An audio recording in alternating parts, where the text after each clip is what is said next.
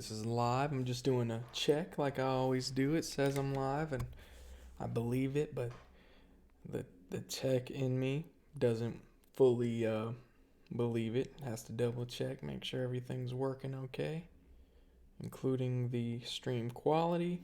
Want to make sure sound is coming in. Yep. So you hear that come back double. I typically will use my phone as to monitor this and just mute it. I need an additional monitor so I can check out chat too. Cool.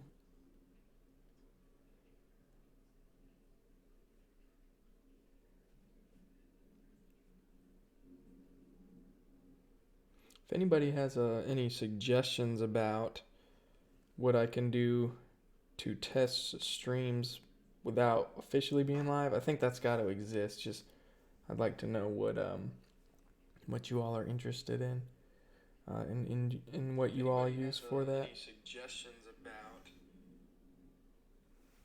Got to turn that down. All right. So let's begin. This is an interesting platform. So just so everybody knows, I am familiar with HackTheBox. I have used it pretty frequently to practice some ethical hacking skills and to also teach concepts. I'm an IT teacher and trainer, for those of you that don't know. And I'm always on the hunt for new platforms that can make learning IT and cybersecurity more interesting, because I know that it's not always the most easy thing to learn.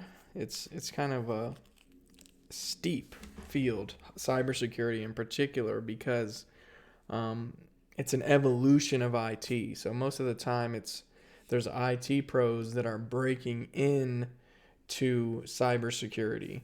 And they've already got an understanding of IT. And that's where I think you'll see and you'll hear about the cybersecurity knowledge gap, right? Or there's a shortage in professionals in cybersecurity. I think what gets missed is there's a shortage of qualified professionals, which essentially means people that know what they're doing. So that's where a lot of these platforms are starting to try to bridge the gap that comes with, being able to break into cyber. So this is my effort too at doing that. I think that cybersecurity is a important field. Ethical hacking is too. And feel free to follow along with me as I do this. This right here is HackTheBox Academy, a platform that will walk you through learning concepts, but also challenge you as you do it. This is a stark contrast from HackTheBox, as in just the platform for cybersecurity practice and training grounds. HackTheBox, the base website, it offers you VMs that you can spin up, a VPN you can connect to that environment, and even a actual VM in the browser that you can use to hack vulnerable systems. And you do it legally, because you know that for the most part, hacking, you can violate some computer crime laws if you do not do it on a platform or in an environment that you've been given permission to do it in.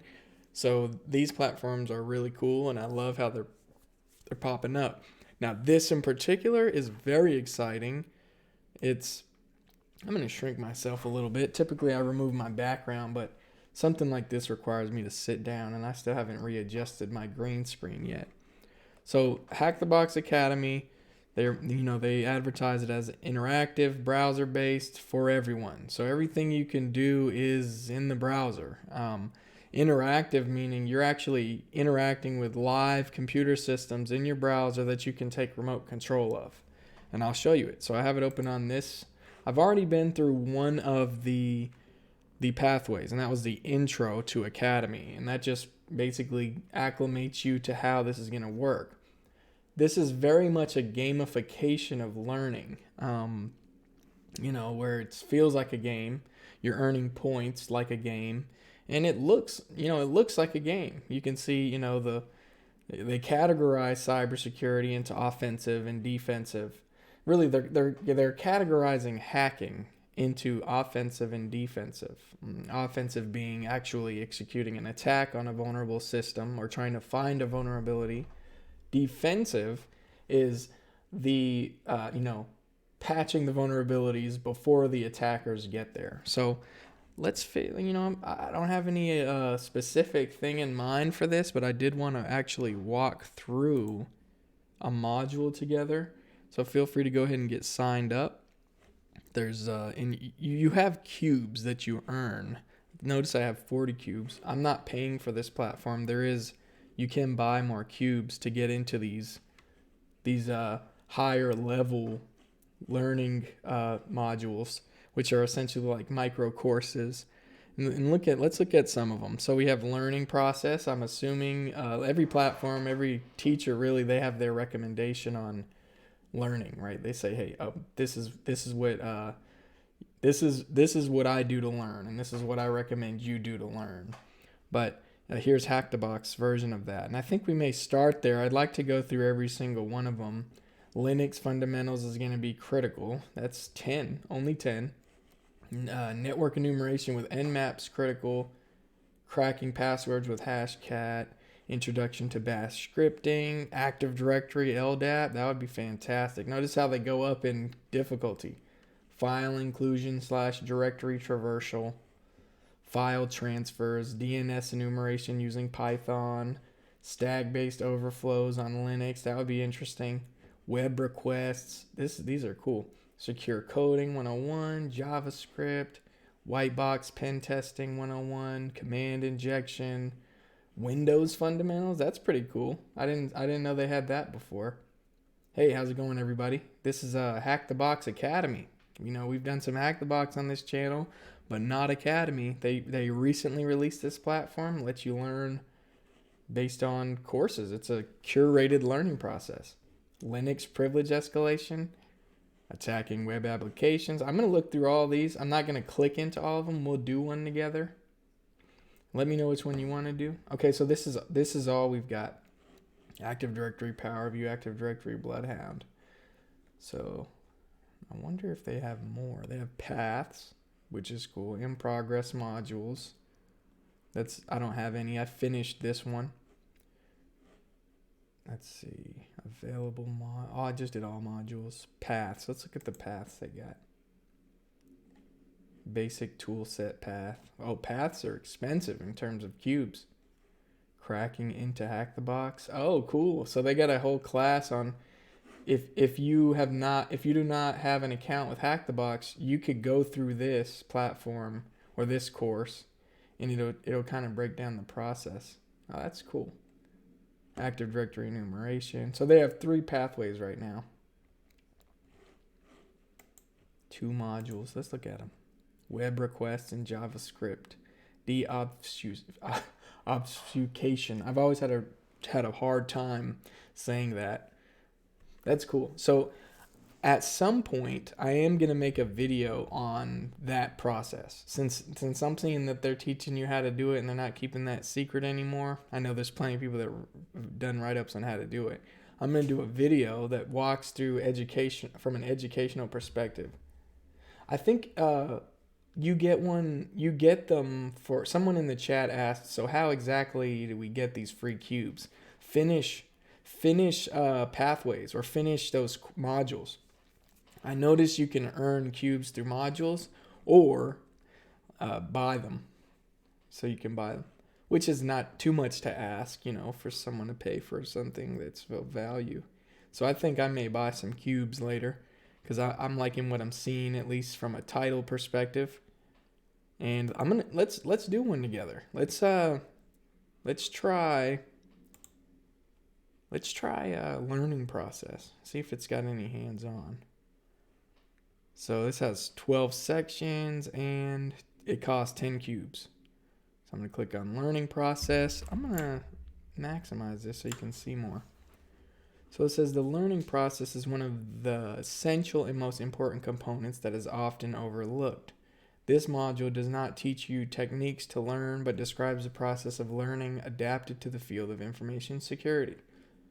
You will learn to understand how and when we learn best and increase and improve your learning efficiency greatly. Cool. Sounds cool. Module summary. This module covers various stages of the learning process, such as mindset, learning efficiency and learning types, documentation, organization, focus, attention, dealing with frustration. Wow, yeah, that's needed.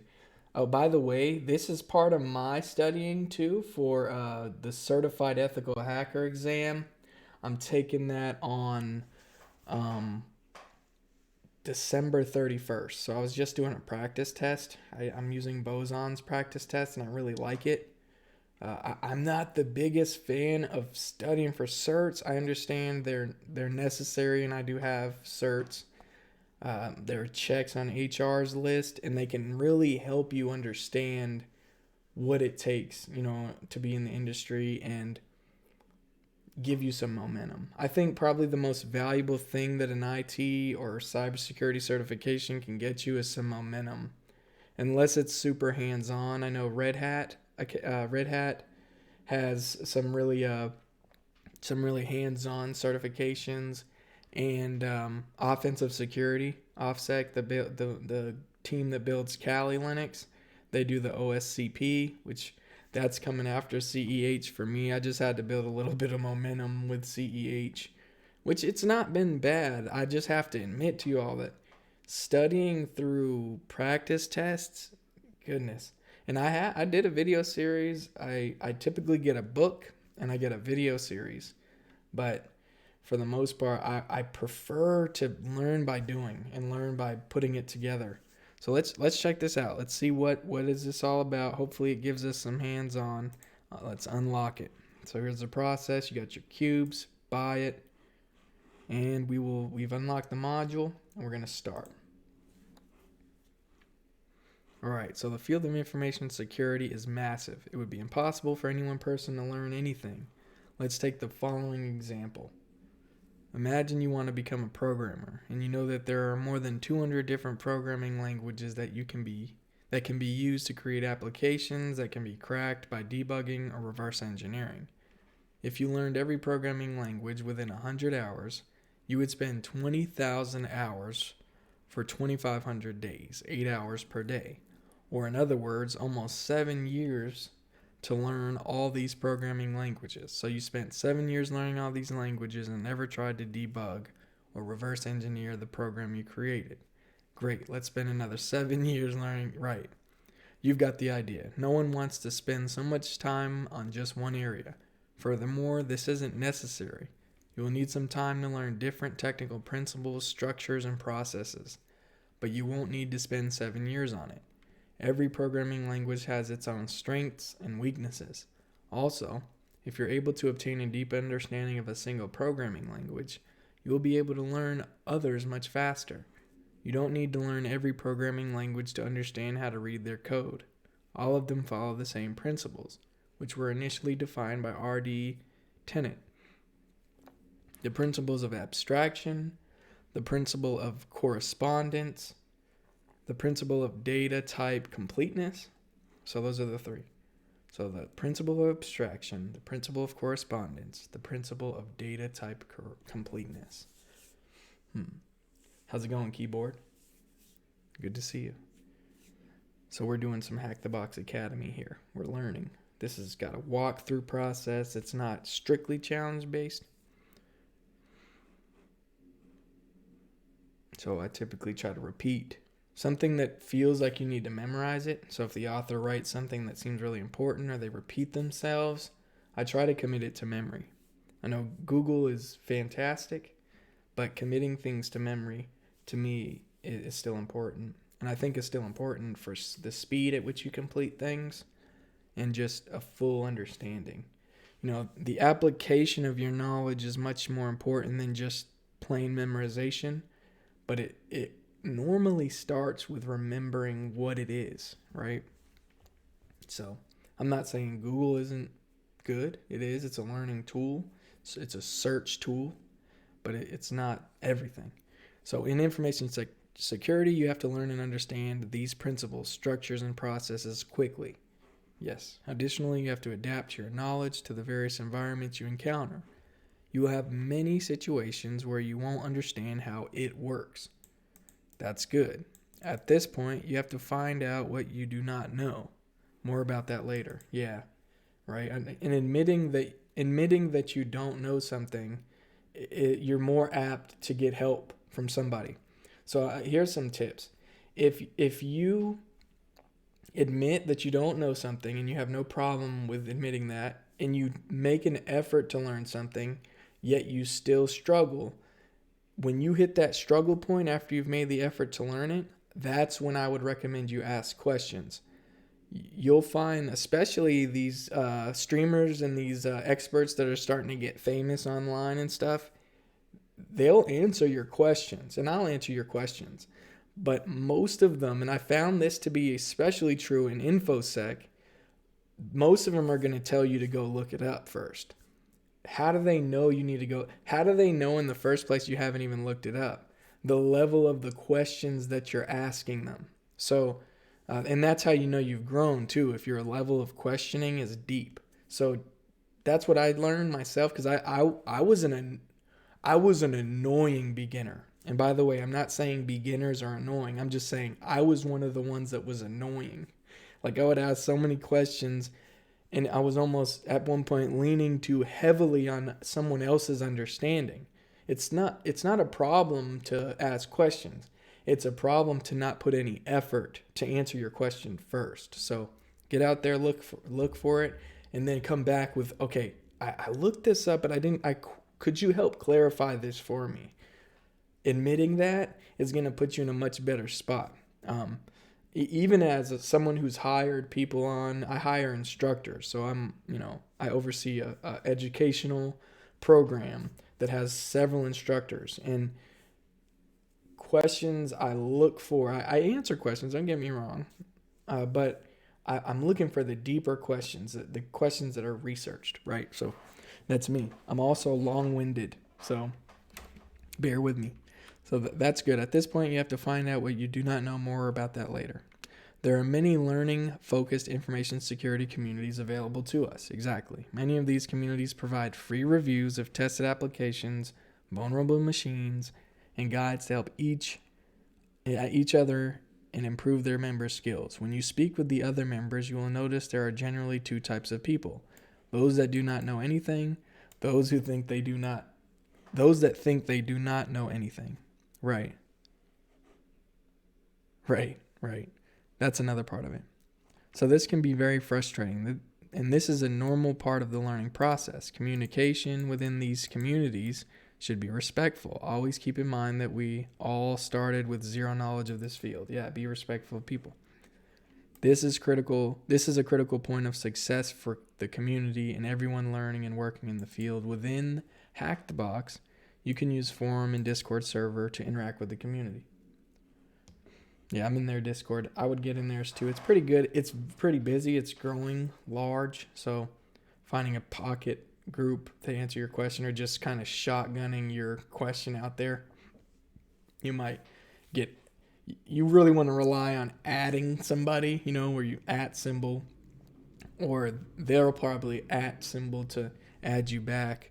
But in those big communities, it can be a challenge to find your answer unless they've, responded directly to you. So I know Discord also has a reply button too. So another important point is your knowledge level. Many people don't know their actual skill and knowledge level. It's true. This is what we just talked about. I promise I haven't read this before. This is a complicated topic because penetration testers must have a deep understanding of a wide variety of technologies. Yeah. As previously mentioned, the problem in this field is the sheer volume of information available to us. You can learn about every topic and still not master any one area. Or you can learn about just one topic and become an expert in it. Like me, I've leaned more heavily on the Windows administration and system and network administration side than I have like pen testing. that's what I've been studying, and that's what I've been wrapping my head around, because I get the feeling, and I'm seeing the trends line up with, and we could talk about that recent SolarWinds breach too, is we're moving to a situation in information technology, not even just in InfoSec, where every IT professional should be familiar with security.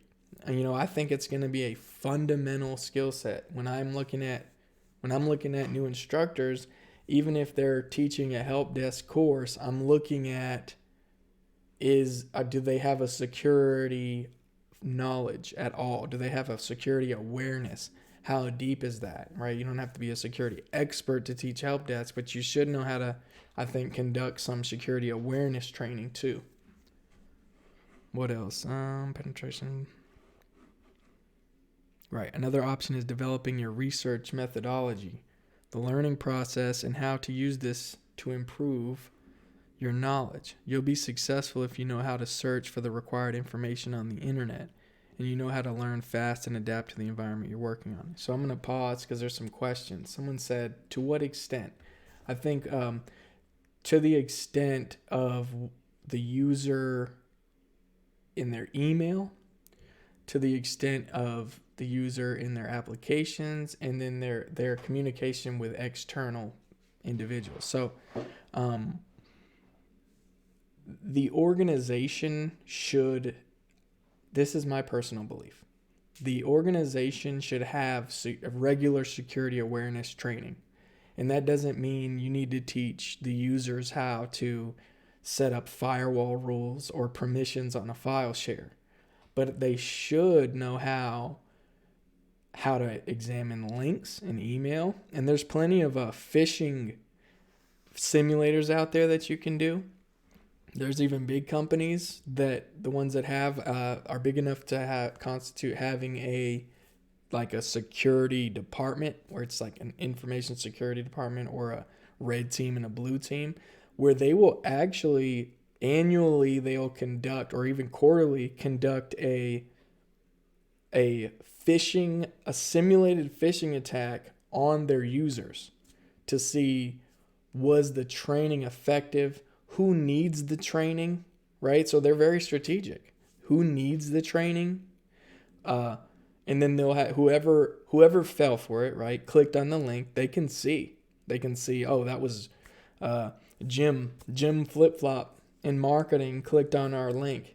Let's go schedule a time to talk to him. And they put company policy behind that, where it says, hey, second time, it's a little bit more intense of a training what we give them.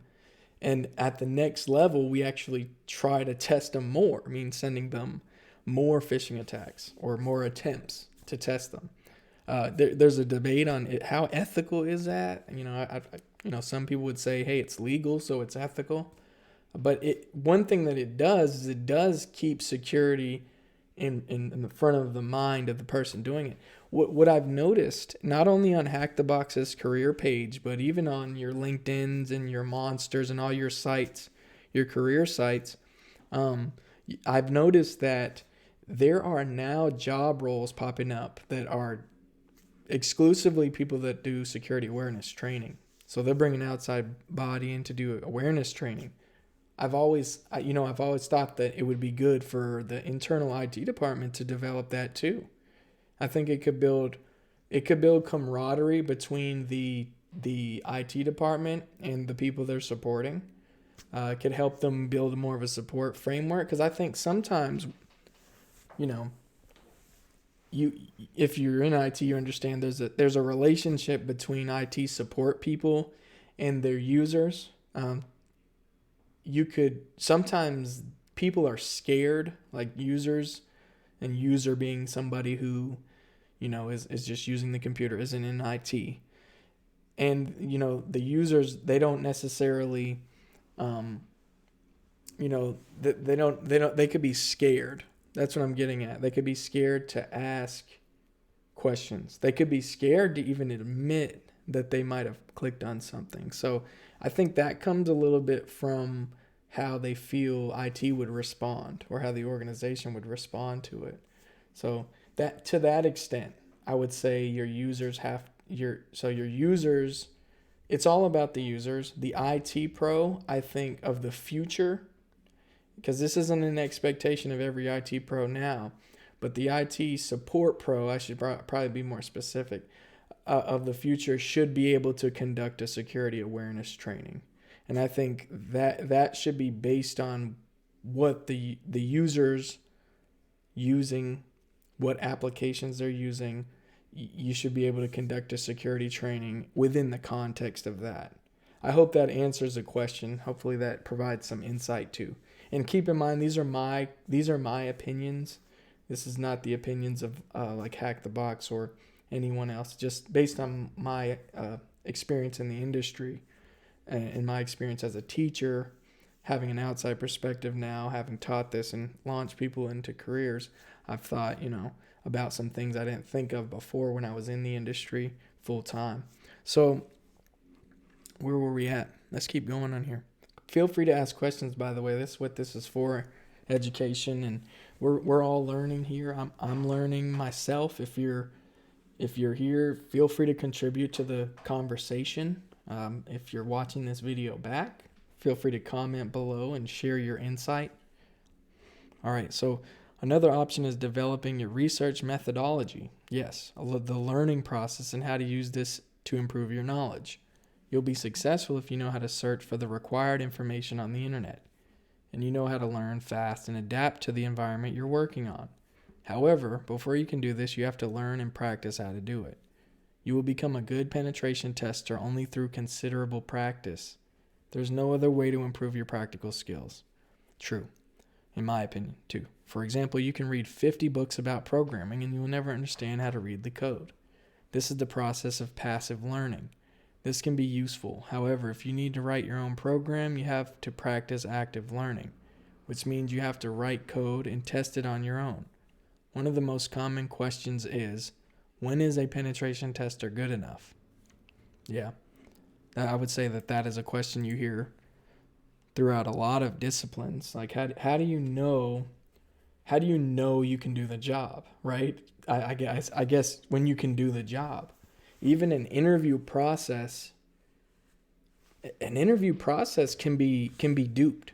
Someone could social engineer their way through an interview process, even if the interviewers are technical. Because if they did really good prepping for the interview and they were just super ready for that interview, that doesn't necessarily mean they have the breadth of knowledge it takes to do the job. I don't even know if years of experience could do it for the role. I think it's just demonstrating that you can do this. And probably one of the most valuable things in a tech, really, in general, is someone that can just adapt to change and learn. Respecting your ability to learn. I've seen a lot of people get caught in credentials. To demonstrate or to show others they're qualified, they keep pointing to the credentials they've accumulated. But in reality, it's all about what have you built? What have you accomplished? Or what can you accomplish? Because say you don't have that. You don't have the experience in the field. You haven't had the opportunity to build much of a reputation. Then you can show them, right? With the confidence, right? And you don't have to have empty confidence. And when I say that, I mean, I know you probably heard the advice, fake it till you make it. I'm not a big fan of that. I understand the principle and where they're getting at when they say that, but I'm saying don't fake it. Tell them you don't know, but show them and tell them you know how to find out, that you can do this. I know how to do it. I don't know how to do it yet, but I have a foundation that can help me learn. I know how to Google. I had a boss. He said, I'm looking for people that are good at Google, because you got to know how to Google. And I realized, though, and I noticed as you get into more technical problems, the problem itself may not have the answer on Google, but the concepts required to get to the answer are on Google, or at least somebody has posted a blog out there that can help you understand the concept better. So it says, we know that it is not possible for one person to know everything. Nope. In this case, we have to learn how to find, choose, and adapt the information we need. Right now, you're considering these 3 key terms: find, choose, adapt. Choose, adapt. That's what we're finding. Typically, we use Google or a search engine. We choose a resource we feel like we can trust, right? I think there's a trustworthiness there. And then adapt. So how do we adapt the knowledge we've gained from that website, that article, that video, into the problem we're facing or into the task we have? Right now, you're considering these 3 key terms. There is 1 key term missing. Which key term is missing from the above list? The crucial missing term is learn. Okay, so I'm going to stop there because I think there was somebody in the chat that mentioned something great. They said, Elon Musk has a good point in being a T-shaped person. Have a wide breadth of knowledge, but hone into one skill to be the best at. That's an interesting take. Like, have enough of us. I guess I can relate to that in that I'm not a supervisor by training, right? And I ended up in one, right? And I'm making hiring decisions. I'm doing things I wasn't trained to do classically. Like, I didn't go to school for it. But because I have to do it, I've learned a little bit from the people that have done it. I've looked at examples and I'm able to adapt it to that, right? But I choose, and I'll say this, I choose to try to be the best at the things I find the most interesting, which I guess it's my personality, typically are technical, right? They're technical things, right? Like I like networking, right? I don't know why I like it so much, to be honest with you. It's fun. A lot of people are like, I really don't know networking. I don't like this. Networking is not fun to me, but I find it fun. I like penetration testing too. You know, I'm not the best at penetration testing, but I want to continue to get better. I'm competitive, so it seems like a good fit. It's or of a skill set I want to learn. It's an evolution. Networking's in there, right? Networking it can help, right? If you understand networking, penetration testing can help. Red teaming, right? I mean, these red teams don't just have a penetration tester on staff. They have social engineers.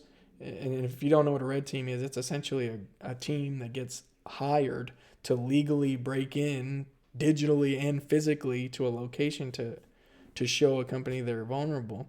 But also those teams know networking, so they know where they're going to put a device on the network to try to capture credentials, like a Raspberry Pi or something. So, yeah, that's a good point. Thanks for bringing that up. And also, thanks Elon for saying that. He's a good teacher. He says a lot of great things. I watched one video, he was talking about the idea of first principles. And the way he explained it really helped me, because if you can understand why you're doing something, that's so valuable, right? I would debate, I would argue you shouldn't do something if you don't know why you're doing it. So understanding something at a foundational level as to what its function is. What is its function in the world? Like, why does a business exist? A business exists to solve a problem, or a business exists for someone to make money. So it's like, understanding the vision of something, understanding the core principle of it, makes it actually much easier to learn. So speaking of learn, the process of learning how to learn is not easy. Yeah, it's funny that we have to learn how to learn. Most people have never truly learned how to learn effectively. For example, in school, your teachers discuss some topics with your class. First, teachers show you just one way to solve a problem. They explained one way to solve the problem, and after that, they gave you exercises to practice further. Yeah, let us take a closer look at the problem. Look at the simple math equation and try to solve it. 20 times these 2 plus equals 65,535. This equation is easy to solve, but do you think about how many different ways there are to solve it? Not typically. I mentioned earlier memorization, but in this case, if we just learn addition and multiplication, we may not know how to bring them together and apply them. So I see what they're saying here. Optional exercise. Ask yourself, why didn't you solve this problem in a different way? Write it down and try to think about the reasons for choosing the method that you chose. Take as much time as you need for it before you continue.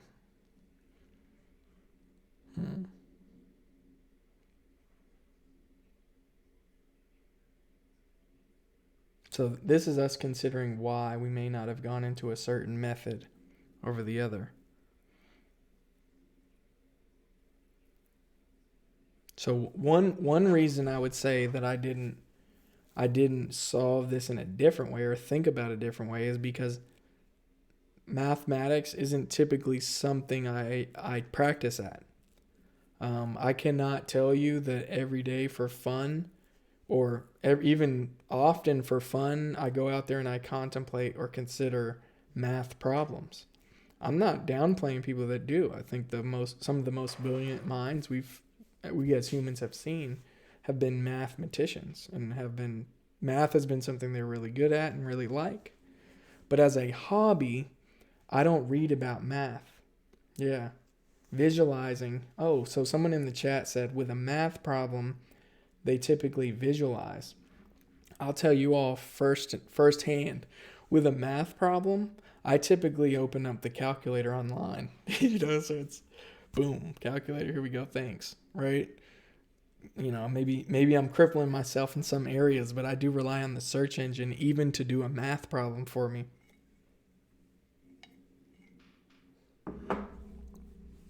I'm good at mental math. So when I see a math problem, the first thing I do is I think about it in my head. And if I can't do it in my head, that means I don't know the methods. Because in math, it's all about methods, right? It's like, okay, factoring, there's the PEMDAS. You ever heard of PEMDAS? The order of operations is parentheses, exponents, right? Parentheses, exponents, multiplication, division, I think, PEMDAS, addition, subtraction. So you do it in that order. If you remember, PEMDAS, PEMDAS, parentheses, exponents. So the only way that I had that memorized, though, and committed to memory was because I had to apply it so many times to problems. I don't remember when, maybe back when I took college classes in math or in grade school even, I think, practicing really committed. But I've noticed with math, just like with any of these technical things I'm showing, if I can't just do it and I have to look it up and put things together, I don't know it. At least I'm in the process of doing it. Bed mass? Yeah, I know it as PEMDAS. So we mark as complete in the academy. You mark as complete. It applies that to your module, and you keep it moving and grooving. So think outside the box. Looks like we have some more modules out here on the right side. What limitations were you given for this exercise? None. So why didn't you think to add more digits or to replace the given arithmetic operations? Welcome to the hacker's way of thinking called outside the box. So why didn't you think like that? During this learning path, you will acquire more information that will help you find an answer. However, first you have to understand the way of thinking you currently use. Make it clear. Try to understand what you have to work on. Here we go. Why didn't you consider changing the arithmetic operations? Why didn't you think to add more digits? Try to answer as detailed as possible on your own. So write at least 200 words. You want to do this? I'm going to do this. So I'll pull up Word. No, Word counts numbers or letters.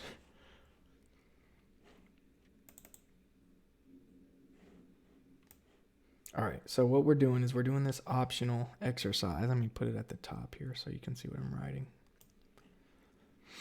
So we're writing 200 words on why we didn't think to, and I think I already said it, but I'll just write it out and do what they said because someone had a vision for the way I was trying to learn. Anytime you're reading, just do your best to try to respect the author's perspective because they did write it so you could learn. So maybe they're on to something. Maybe the method that they're trying to get you to try will help you learn, right? And I think if there's one piece of advice I can give you as an educator myself and as a lifelong learner myself, really I'm relating to you more as a learner than a teacher, is if you feel like you are learning, right? You're going through a learning process, whatever it is, reading a book, watching a video, and you're like your mind is on the end of it, try to slow down, right? Take some time, I don't know, take some deep breaths, whatever you do to get yourself focused and read to understand. You know, me and my mentor talk about this. He's helped me with it quite a bit. Is if you're reading or you're watching a video, don't do it. You've already messed up if you started with the intent to just get it done. Because mentally, it's not going to stick. You could finish the chapter, right? I don't know if you're in school and you're doing homework or if you're reading a book and you're having trouble getting through the book or whatever, and you're not learning, ask yourself, what are you getting from this process? What are you getting from this process? I think it doesn't really matter that you finished the chapter if you didn't get if you didn't get anything from it. Even if you just got one thing. I tell some of my students, because I do still use books and certain online texts to teach, and then we mainly do hands-on, but I do use reading materials. I think reading is essential, but I find that there is a temptation to not read, and a lot of the times people will not read. And I even feel it as a student myself. I don't want to read this. This takes too long. I want to just do it and watch a video or something. But if I do sit down and I'm like, I don't want to do this, I'm just not gonna, I'm gonna just finish. I'm just gonna look at words. It's like almost like, have you ever read something, whether you were required to or not, and you were just kind of scanning? You weren't even picking it up, and you could get to chapter 1 and you say, what? And I asked my mentor. He has this saying. He's like, he tells a story. He's like, I have a student came up to me once and they said, I don't understand this concept. And he asked the student, he said, well, did you read? And he said, yeah, I read every page.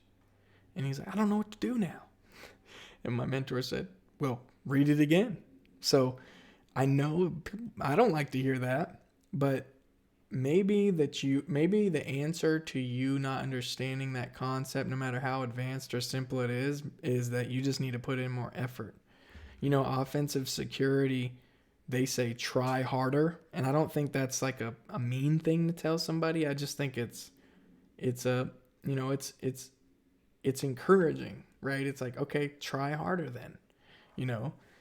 Try it something different, right? Learn from a different source. Maybe you don't like the way I teach. Go learn from somebody else, or try to pull in another influence, right? Find a YouTuber or find. So it's, sometimes we cater, we have a preference, and for you to understand what yours is or your style, you got to start learning. You just got to start trying different things. I think so. I think there's also a critical nature. Yeah, so somebody in the chat brought up a good point. They said there's a certain level of gatekeeping in cyber. I got in a conversation on LinkedIn about this. And if you're not on LinkedIn, I would strongly recommend getting on that platform. It's a great place to learn. I mean, you can custom tailor your social media experience to not be toxic.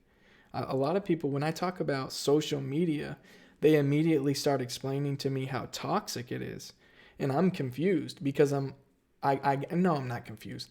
I get it, right? But it's all about who you follow. It's all about the streams you decided to follow. Maybe your social media is littered with just toxicity. Maybe you need to delete that account and create a new one. The people that you really want to connect with, you'll find them. You'll remember who they are. You can search and request a follow. So learning in LinkedIn, for one, they actually have a platform called LinkedIn Learning that's like video series and courses. The other idea to that is there are people that you can connect with and ask questions. And the articles, exactly, sharing, contribute to the community. Say like, hey, occasionally I have an idea for an article. Like one I'm getting ready to write is about cloud gaming and how this is kind of like the future of gaming in my mind. And I'm going to do it technical, but I'm also going to write it so people can kind of get access to it who wouldn't normally be technical. Occasionally I'll post a video up there to add perspective.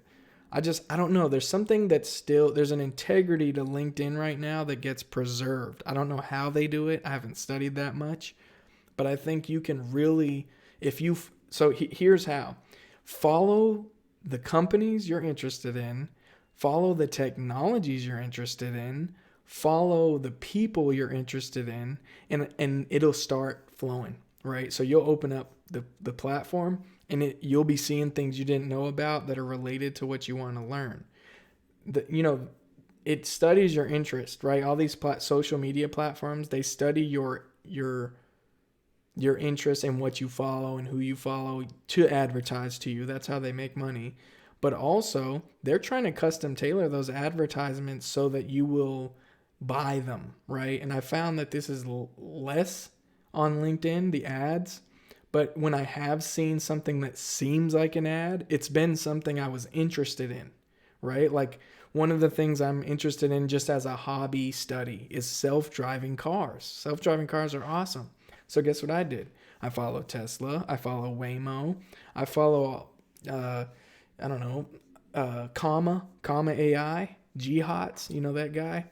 He started a company, and there's these things you start learning. You're like, this is cool. I didn't even know Arizona is the first place where, Waymo really piloted the program, and that they actually have cars and vans riding around in that city right now that don't have a driver in the seat. I mean, the people that are part of the pilot program, they click on Waymo 1 or whatever it's called, and it comes and picks them up. There's no one driving. It's like, wow, I didn't know that. That's really cool. That makes for an interesting conversation. I just learned something. So at first I did go look for that, but you can use social media in such a way that it brings the information to you. And the more you use it, the more you interact and engage, the more that comes back around to you. LinkedIn is a great place to get a job. I have gotten so many messages from different companies asking me. I mean, it is my personal belief that LinkedIn is the future resume. I work with recruiters on a regular basis to help get students in jobs. One of my dreams is that'll happen through Twitch too. So, but I'm telling you, get on LinkedIn. I promise, LinkedIn, this is not a promotion of LinkedIn. I'm not sponsored in any way by LinkedIn. I've seen the power of the platform, and the recruiters I've worked with, particularly in the IT industry, tell me the first place they're going and the start of their day is LinkedIn. They're searching keywords, right? So whatever the client they're working with needs help with, they're searching keywords, and there you go. So, all right, so that was 200 words I said out loud. 200 words written. I guess I could say the reason I didn't consider more options was because I am not very knowledgeable in math. Oh, that's kind of right. Mathematics. Let's go larger with this.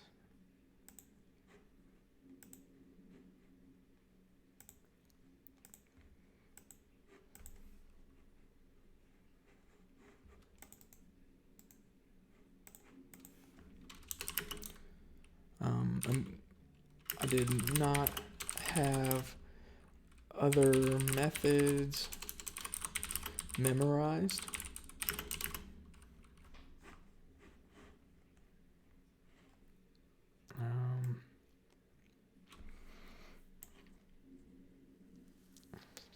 I think I said 200 words to you. I don't want to waste too much time typing this out. I have trouble typing and live streaming. Like writing and live streaming at the same time doesn't make a lot of sense. But you get the gist, right? We talked about this and we went off topic a little bit, but we Yes, so this is good question. So somebody asked, is this the new version of HTB? This is actually a completely separate site that they built called HackTheBox Academy or HTB Academy that lets you go through guided pathways, right?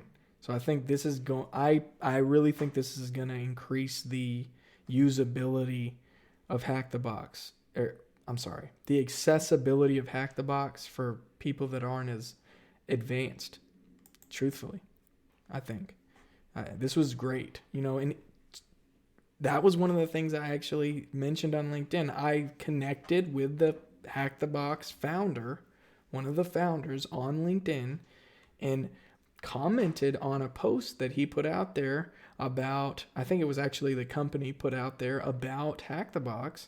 They were asking for suggestions publicly, and I commented, I'm a teacher, and I find that HackTheBox is not beginner friendly. And I get what they're doing with it, and I think it's amazing. They're trying to make you better by challenging you. It's challenge based. But I still think for beginners to the tech field, they're not going to use HackTheBox because it's hard, right? Let alone pay for it, So, there's that occasional beginner that's going to get in on HackTheBox, and they're going to go hard, and they're going to learn, and they're going to search and Google, and they're going to buy the books everybody recommends, and that's how they're going to learn. But then there's also there's a value to a guided pathway, right? So way of learning. Let's read this. So why did you calculate it like this? You performed the calculation in a way you learned it. That means you will use the patterns you have been conditioned to use. At this stage, as in the previous example with the calculation, you use the information you already had. This art of thinking, called outside the box, is an essential part of the hacker mindset, or the way we must think as penetration testers to solve complex problems. To think outside the box means to see things outside of the limitations that have been placed on you. This means you have to be able to pivot. We have to focus on so many different technologies during our penetration test that it can be very confusing and frustrating when we don't understand some things. Yes, I know if some of you have ever been here when I'm doing HackTheBox, one of the boxes, it's, you can see me like, my whole demeanor will change if I'm frustrated. And it capacitates my ability to learn or puts a lid on it. This means you have to be able to pivot. We have to focus on so many different technologies, blah, blah, blah. Our problem is an emotional state. Without emotions, it's just a situation. Yeah. Are any of you in IT support? Let me know in the comments. But I know when it comes to IT support, I would get emotional because I come from a managed service provider environment. I would get emotionally attached to the problem so much so that if I didn't solve it before the end of the workday, I would have it. It would keep me up at night. And I, sometimes you get the solution at home when you take a break, but that can be unhealthy. That can be an unhealthy thing to do. In other words, frustration and confusion come with the point of view you're looking at. The learning process isn't just a theoretical and practical part. It's also your learning process and progress that largely depends on your emotional state. It's also your learning process and progress that largely depends on your emotional state. Yeah, the emotional state you're in. Yeah, that makes sense. If you feel good and you know you will reach your goal, you will be successful. Another essential part that makes you successful is that you know your goal. Yeah, I agree with that. You have the end goal in mind as to why you're studying, right? Too many people go to school to get a degree. Not enough people go to school to get a skill or to align with a specific career. So I advise too where I teach, and one of the things I say up front is, why are you coming here? And I don't say that to run people away. I say that because I want to get to the bread, the meat of what they're doing, right? Like, what's your goal here, right? Not quite what's your purpose. We'll get there, but what's your goal here? Why did you come? Oh, well, my mom or dad, or, everybody else is doing it. That can have a good impact. Don't get me wrong. Some positive peer pressure can be a good thing, right? You might have never thought you would ever go to school, right? And just, it wasn't normalized, or you never thought you could do a learning focused career, or a career that was kind of like, it required a little bit more effort mentally. So the why is just as important as the what. All right, we should. Yeah, let's do it. I'm on board. The why is just as important, right? So why are you doing this? Just like if you stumbled upon this stream and it was something like, oh wow, it just looks kind of cool. The title matters in a video or a stream because it catches your attention. You could have just been like, I want to have fun today, or I'm learning. I'm intentionally going to find something on Hack the Box, or, oh, you've already followed me or whatever. You had an intention. You know what I mean? So the goal is a good thing. I don't always have a goal as to why I'm streaming. And mine is typically to learn myself, but also to teach and to get, I like to socialize, right? I think streaming is a good social thing. So that's why I stream.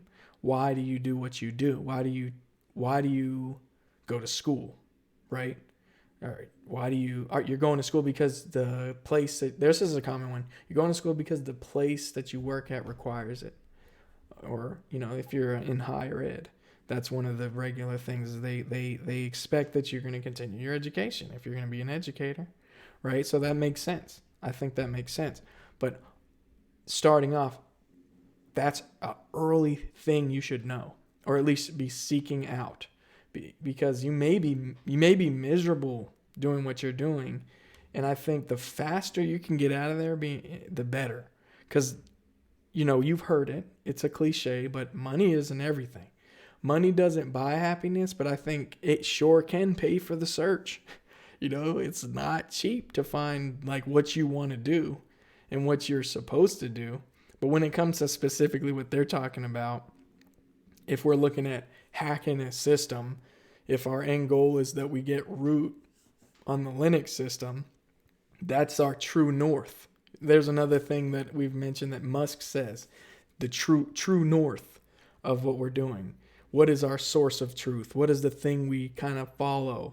Why are we doing this? You go back to that I think you'll overcome anything that messes with your emotions. If that's if your why is big enough, you'll break through all the disappointment and all that stuff. Because with motivation's gonna go away. I don't know if when you're fresh to something and it's like, wow, this is so cool and I'm just so ready to get started. I don't know if that so ready to get started spirit comes back. You know what I mean? I think the desire to do it and the interest to do it doesn't leave. But sometimes that motivation that you're waiting for is going to come as you do it. Like there has been sometimes I've just been sitting. I don't want to study when I was studying for my CCNA, I was like, I don't want to study for my CCNA. I don't want to, I hate tests. I don't like tests. But I knew the importance of it, and the why was that my why was that I wanted to help others get their CCNA because I know what it could do for your career. And I know that the learning process, doing hands-on with it, can be really fulfilling and can put you in a better position, right? And that's what kept me going studying for my CCNA. And, that's not an easy test. It really isn't. No, not for a beginner. I would say, looking back at it now, there was a lot of concepts on the CCNA that were tough. So OSCP is something I'm aiming for, and I'm using my CEH, which I'm taking December 31st, to build momentum and to keep going and to learn in the process. Now, don't get me wrong, that this test is not OSCP. I'll say that, but it's something to work towards and something that's recognized. And I know it's got some controversy as to how great it is or how much it really identifies what you can do, but I that's just the choice I'm taking and the moves I'm making. So imagine the following scenario.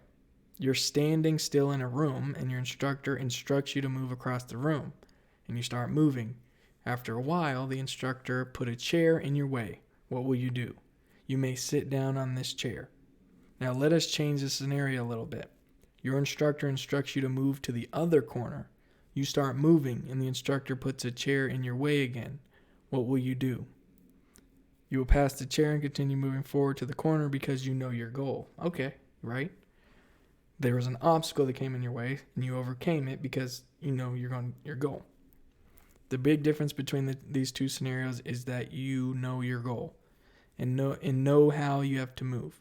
You will overcome the obstacles which are put in your way. If you don't have a goal, you will stop at the first obstacle. Without a goal, you will be disoriented, moving from one topic to another. Wow. Try to write down and describe it in 500 words. I've said more than 500 words. I'm not going to write it down, but I would strongly recommend that if you all do this after the fact, after the stream, write it down. Right? Try to do what they're saying. Try to get to that word count. And the reason that an educator, and who is this? Let me see. We can go back and check the name. I make sure to give them credit for sure. I didn't write this. This is someone else who wrote this, and it was adopted on the HackTheBox Academy. So it says, write down your goal you want to achieve for this course as precisely as possible.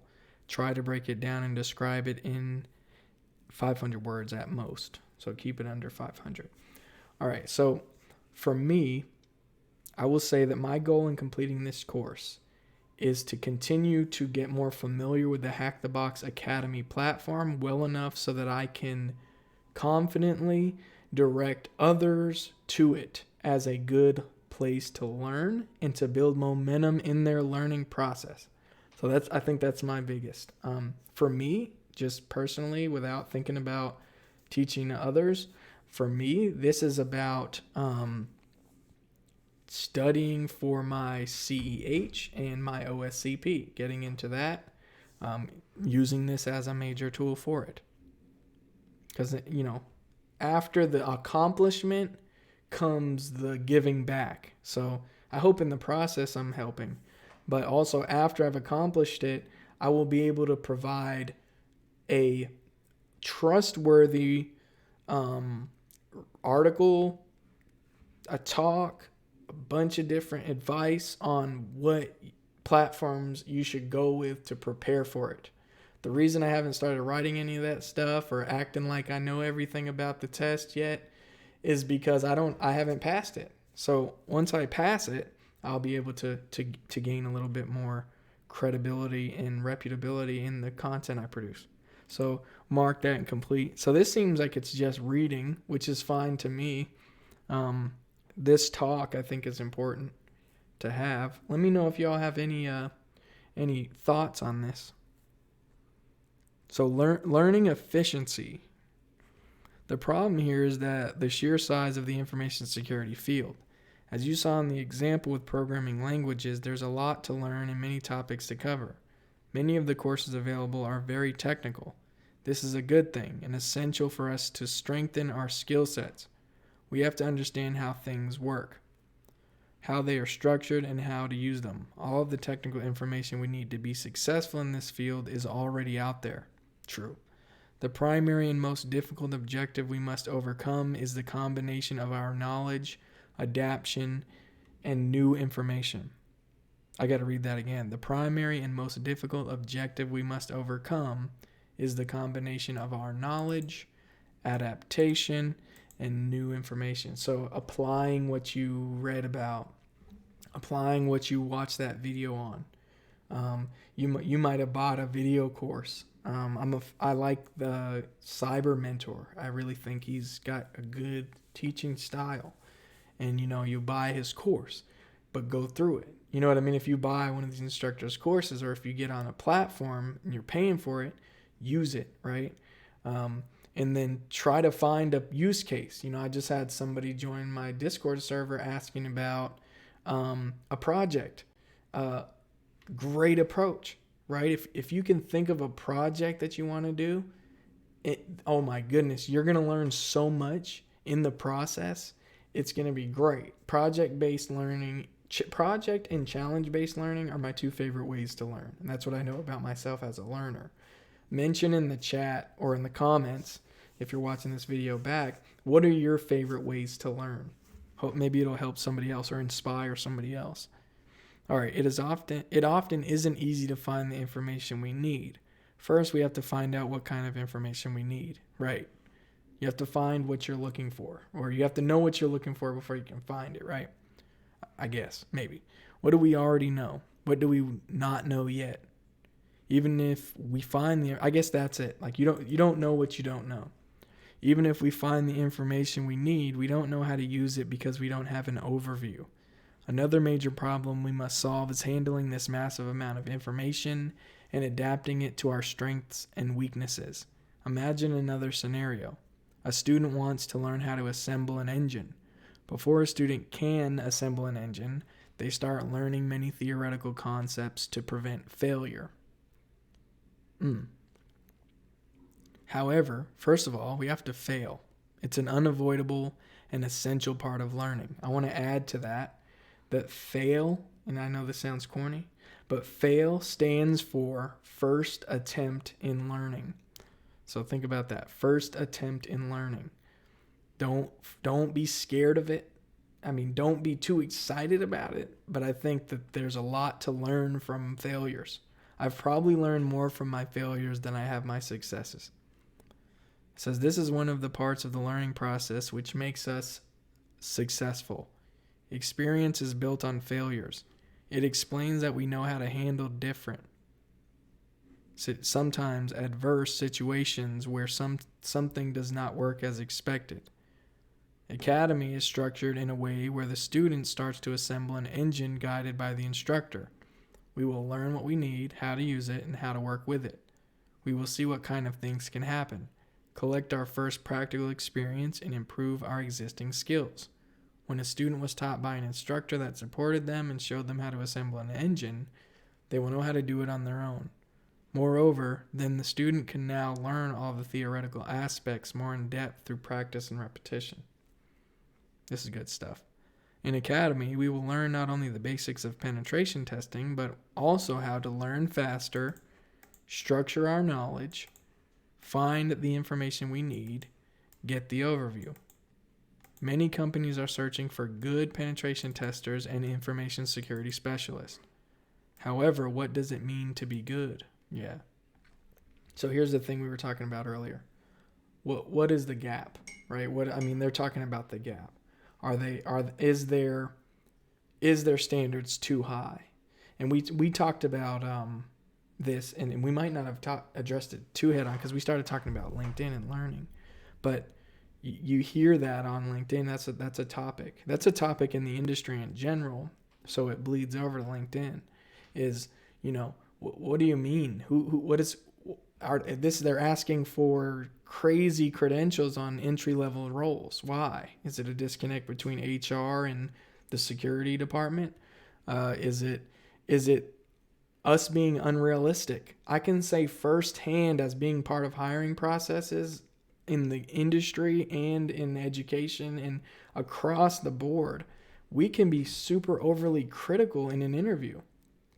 Interviews can be too structured and too nerve-wracking. Some companies know this and they're like, let's make this a conversation and let's see what they give us to work with, right? Sometimes you got to go with the person that you can work with the most and that has the most and doesn't have everything on that job description.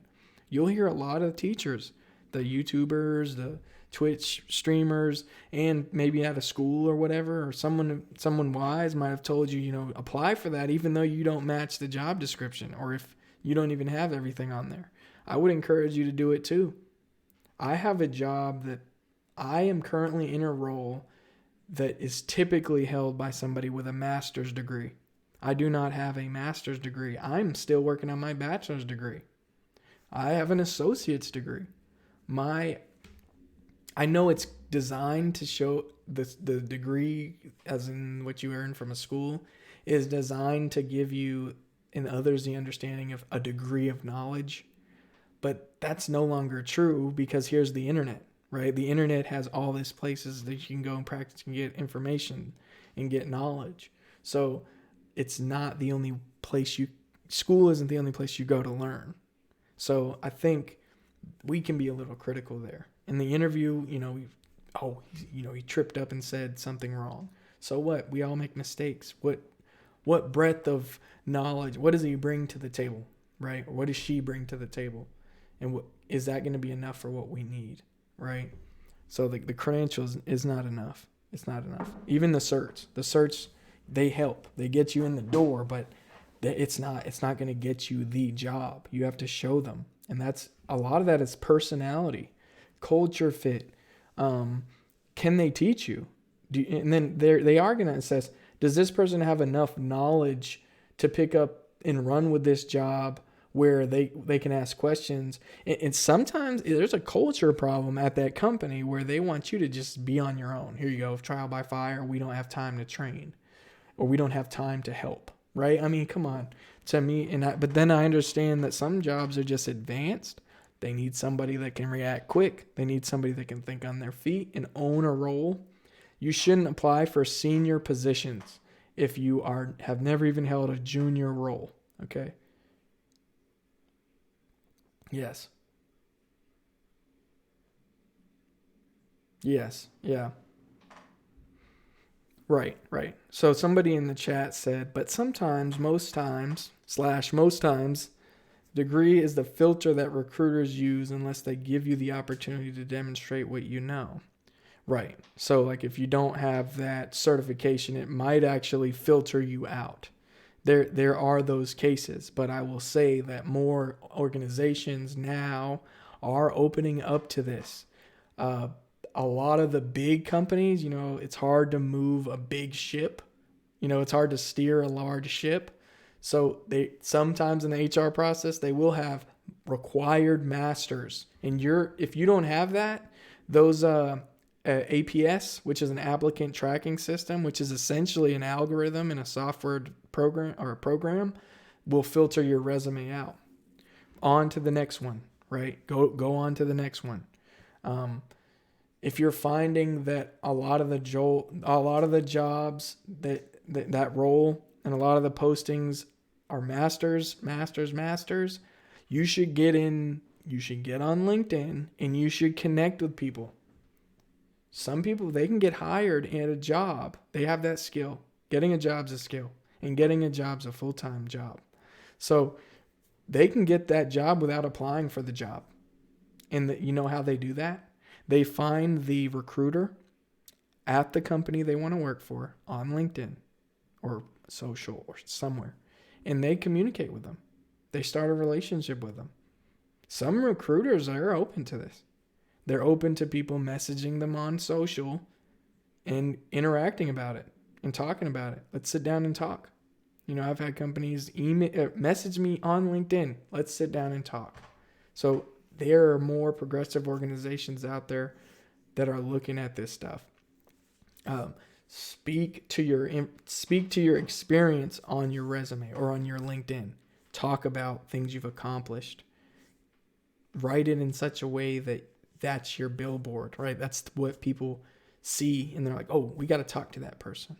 But yes, you're right. So if a job description has a required in the credentials like a master's or whatever, or this certification, and it is specifically stated as a required thing, your resume won't get to them. So you got to get creative. Establish relationships, right? I had relationships at the place I worked before I started working there. And I had demonstrated that I'm reliable, trustworthy, and I can do things that others could not do. It took me a while, and I still have faced the glass ceiling the inevitable glass ceiling of people immediately discrediting you without meeting you yet, just based on your credentials. I don't know if anybody's ever gone through that. I have seen that. Some people, and not just, people as, not just in one place, but some people, that's what they look at. And it's almost like they've been trained to say, hey, look credential first, respect later. If credential, then respect. To me, that's crap. I mean, if demonstrated can do this, then give a chance. You know what I mean? So just a thought. But yeah, you're right. To be good at something means you know what you're doing. If you know what you're doing, that means you are experienced with this topic. Now, we know that in pen test roles, they're open. Look at some of these jobs. They are open to you having experience in this and not necessarily all the credentials, because a lot of schools, they're behind in what they're teaching. They're behind, meaning like you go there and you're learning out of date stuff. And it's not actually giving you an advantage. So I'm not saying all of them are like that. I'm just saying some of them are. And you got to look for it and do your research. So to be good at something means that experience means you have a vast repertoire in this field. Repertoire comes from associations and practical experience.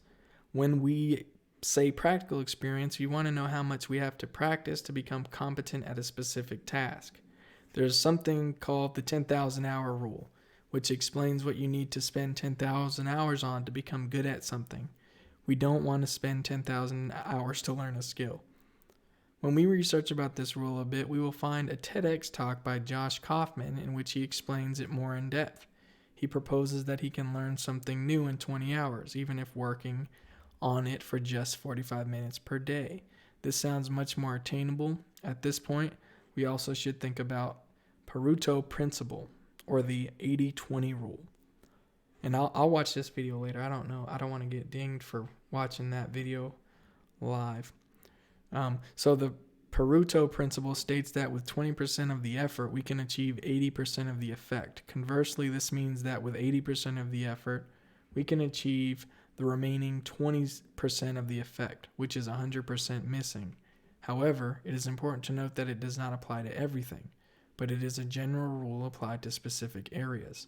The whole section above is an example of a simple association where we combine different approaches and information. As Josh Kaufman explained, we can become excellent pretty fast. This is so-called learning curve. I've heard that before, including active and passive learning. These active and passive learning types can be found in the learning pyramid. What's this? Let's look at the learning pyramid. Is it a video? Oh, no, it's Wikipedia. Sweet. Here's the learning period. Never seen it. Or pyramid.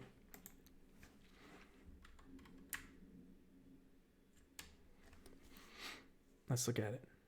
Examine and understand. So people generally remember, people are able to learning outcomes, 10% of what they read, 20% of what they hear, 30% of what they see, view images, watch videos, 50% of what they see and hear, interesting, attend exhibits, sites, watch a demonstration. This is good stuff.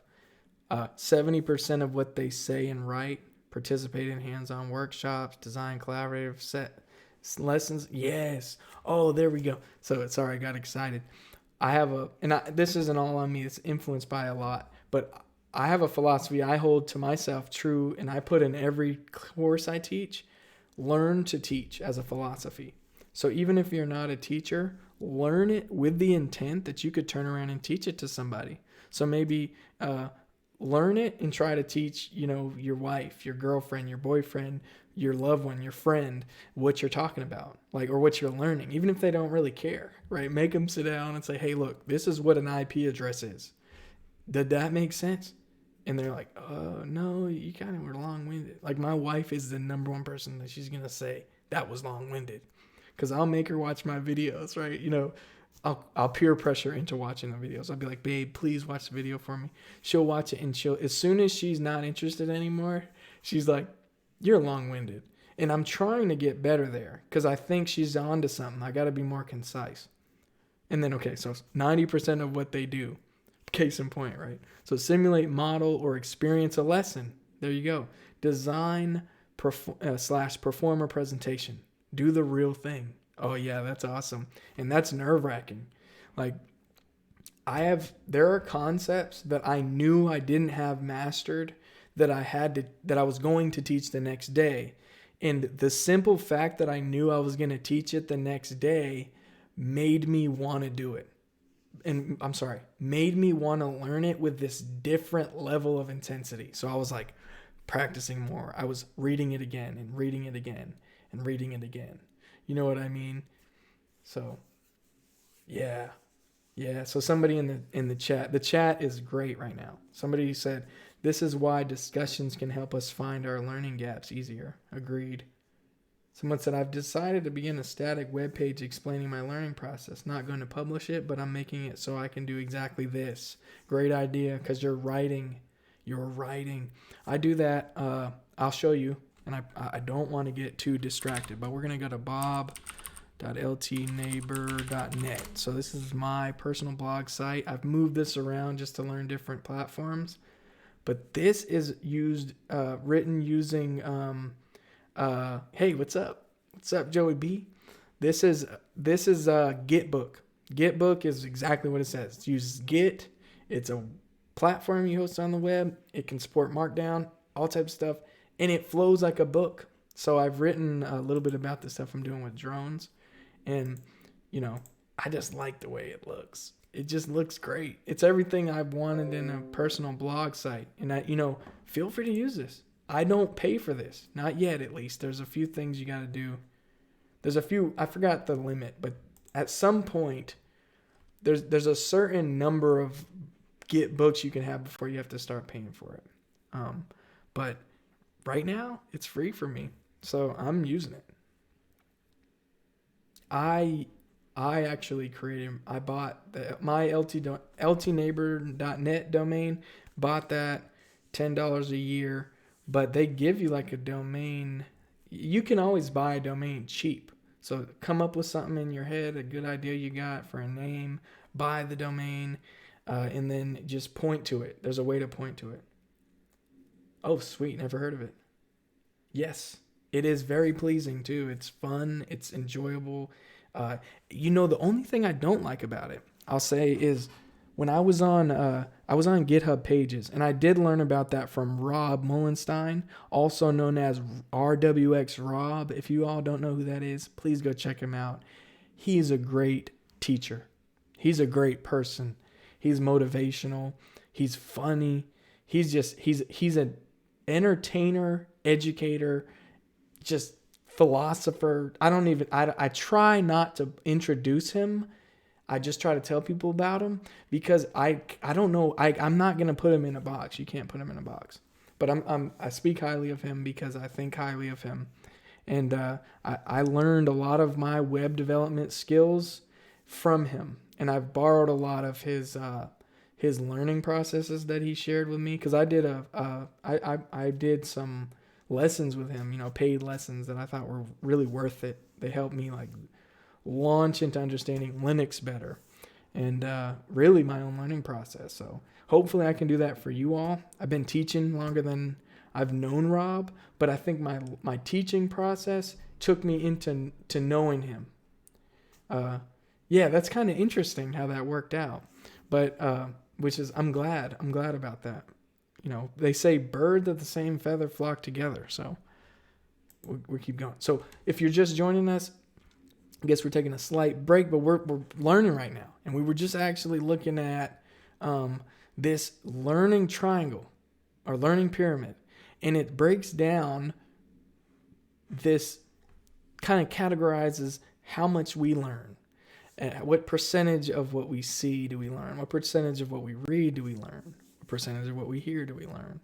And look at 90% of what they do. So, right, simulate, model, or experience a lesson. Design/perform a presentation to actually do it. That's the big thing you're going to learn there. So we know that if we can do this, if we can do a combination, we're going to get to 100% of learning that topic, right? So if you can turn around and you can teach it, and you're accurate, and you have the confidence then you know it. You know it. You have a good understanding of it. I would venture to say that if you've reached a point where you're confident enough to even attempt to teach it, you've made progress. So, okay, here we go. We've done this. It says, and create an overview of it. Analyze your research process and document it. We will need it later.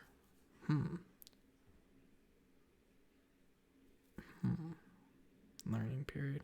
Maybe did we do that? Because I'm doing a lot of these optional exercises verbally before we get to them. So collect as much information as possible. I mean, we've only looked at one. I like this image. I really do. Edgar Dale. Cone of Learning. Let's see. It's called Learning Process, Joey B. So somebody in the chat asked, what am I doing? What activity? It's on HackTheBox Academy. They launched an academy platform.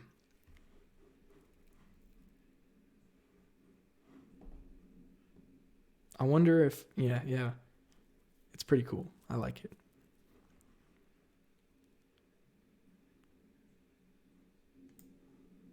So it says the earliest such representation is believed to originate in a 1954 book called Audiovisual Methods in Teaching. I'm not going to read everything. I'll say that. I'll go back here, but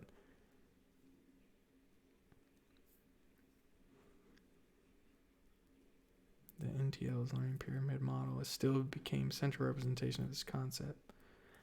Since they said we're going to need that, what I'm going to do is I'm going to leave that tab open so that when we get to the challenge, we have the reference material, or at least the reference material I think they're asking for. So as I learn, I always try to, I do get ahead of myself sometimes, and I try to anticipate what's coming next so I can be ready for it. So the learning pyramid can be represented in many different ways. It describes the learning efficiency of different types of practice. Passive learning. If we follow the learning pyramid while going through the modules just by reading, you will learn only about 10% of the whole penetration testing experience. By watching some demonstrations, you will not learn more than 30%. Okay. So just watching alone. Active learning. When we start to discuss our entire enumeration process, results, and findings with others, we will see different points of view, results, and information to compare with our own and find out what we missed.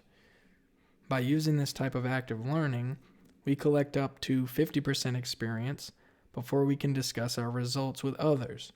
You should practice on your own. So while we practice, our learning experience grows to 75%. Okay, I like how they're breaking this down. I didn't put it together like that. We can imagine when we learn theory in driving school. We learn a lot about the car and traffic rules. Using examples, we are shown situations that should lead us to specific actions and reactions to ensure road safety. We can learn as much as we want, but as soon as we get into the car for the first time, we will realize that all of this knowledge has still not taught us how to drive a car. Great point. Before moving on to the next exercise, we should talk about the information we collect. Information has a certain level of quality, but not all information is useful. More than that, some information can confuse and disorient us completely. To learn to discern such information, we need a repertoire which we collect by practicing. Therefore, it's essential to understand the context of the topic we're researching. There you go. Contextualizing information. That is huge. So can you put it within the context of how this is going to be used? That is one of the key factors I look for in people that teach IT and teach technology. Are they contextualizing the information, or are they exclusively giving me a step-by-step? That I'm not a big fan of the exclusive step-by-step unless I'm in the middle of trying to solve a problem. Otherwise, sorry about that noise. Otherwise, I am looking for context. Why? Like why do I need to know this? how is this really applied? Because we know that some technology you learn, like it would be great to know every command of that's in Nmap, but it may not actually be practical to learn everything about Nmap, right? Unless you just have that stirring in your spirit to do that. But when you have context, like this is how Nmap can be used to attack this type of vulnerability, or to discover and uncover this type of vulnerability on this web server, because companies need it for insert here reason. That is contextualizing information. And I think if you can contextualize information, you understand it at a deep level, right? I think we've been talking about high level learners like Elon Musk. Elon Musk, he can contextualize very technical information, right? We can see in the way he presents it just to shareholders and the public. But, it would be cool to be in a meeting with him, like a technical meeting with engineers, and see how he communicates to engineers, because the way he communicates to engineers is going to be different than how we view him online watching an interview, because he's contextualizing that information for them. So his audience matters. Before moving on to the next exercise, we should talk about the information we collect. Information has a certain level of quality, but not all information is useful. More than that, some information can confuse and disorient us completely. To learn to discern such information, we need a repertoire which we collect by practicing. Therefore, it's essential to understand the concept of the topic we're researching. Efficiency depends not only on the quality of information we find, but on the usage of that information. Moreover, it depends on our motivation, focus, and our goal. There are many different ways to stay motivated. An excellent method that works very well is by recognizing success, even the smallest successes. We must recognize our successes and see that we have made progress. We already talked about how important it is to have a goal. When you know our goal, we know the direction of our actions. So if we are focused on our goal, we will notice when we drift from our path. By following our path, we will automatically look back and see how far we've come. At this point, it's vital to notice the progress we've made. Yes. This is great. So I think you can't really connect the dots on where you're going until you've looked at where you've been. If you're super discouraged about where you are in life, just look at where you came from, right? I do that too. And I can sometimes get caught in being a little ungrateful. I can get caught in being a little stressed, and I'm letting myself be stressed about something that is not that big of a deal. But if you really boil down to it, you can really see where you've grown, and you can focus on that. Some people will say that count your blessings, right? So progress is noticeable when the question that tortured us has lost its meaning. That's pretty good. Let's read that back. Progress is noticeable when the question that tortured us has lost its meaning. Looking back and seeing how far we've come will keep us motivated. Many people struggle during the learning process because they have to learn a lot of different topics. It's vital to take breaks and remain calm. For example, if we attempt to force ourselves to learn web application penetration testing in 2 hours, it just won't work. There's too much information to handle and too many details inside the technical processes we must master. Yep, I agree. To make it more clear, we will look at another example. How do we empty a bottle of water? We turn the bottle around and let it flow, right? Why didn't we try to create a vortex by turning the bottle around the y-axis? By creating vortex, we let oxygen flow into the bottle regularly, and the water can flow out without closing the bottle opening. The same thing happens with learning. If we learn too much without taking breaks, we will get stuck. So how many breaks do we need, and how long should they be? This is a question that you must answer on your own, because only you know what effects and consequences your actions will have on you. Yeah. However, what happens when we get stuck? There are many ways that we become stuck. It could be that we focused too much and lost the context of the task at hand, or we are tired and didn't take enough breaks. I would also say that sometimes your home is not in the best situation. for learning, and there needs to be some changes in relational things. If you just got in a fight with somebody, that emotional, going back to the emotional aspect of learning, right? However, what happens when blah, blah, blah? It could be we focus too much. Solving a problem like this requires creativity.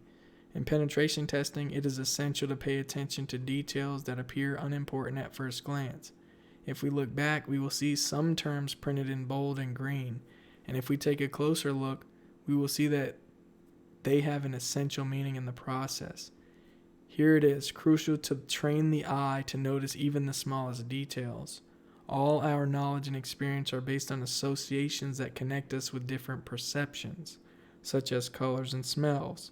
For example, through different situations known to us as memories, there will be recalled later either actively or passively. This process also only takes in the course of practice. In the next step, we will see how important it is through a small practical example. Optional exercise. Collect as much information as possible about creativity and problem solving. Put all the information together and create an overview. Find the best way for us to think creatively.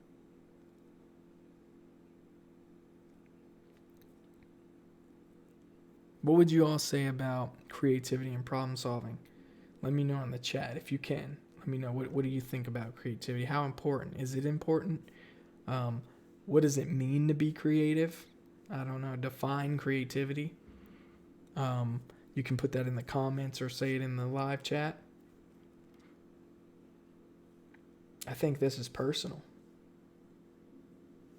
So we have one in the chat that says creativity is extremely important for hacking, I believe. I think so too.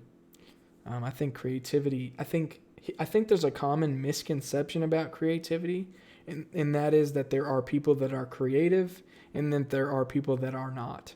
And I think that everyone has a creative element. The way that you express your creativity may look a lot different than how I express my creativity.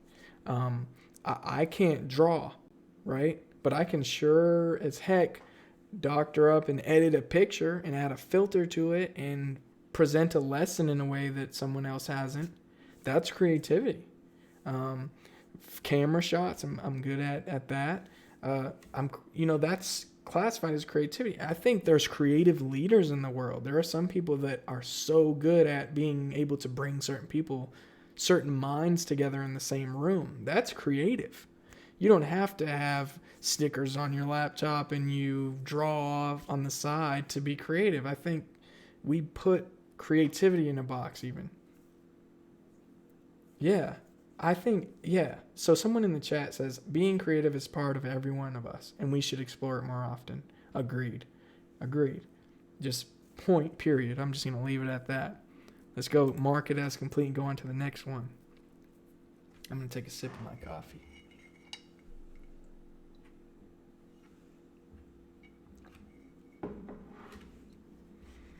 This is a big one I'm a fan of. Joey B in the chat knows I'm a fan of this one. Documentation. Write it down. That's another element of you got to be using another part of your brain when you're writing versus when you're actually doing it.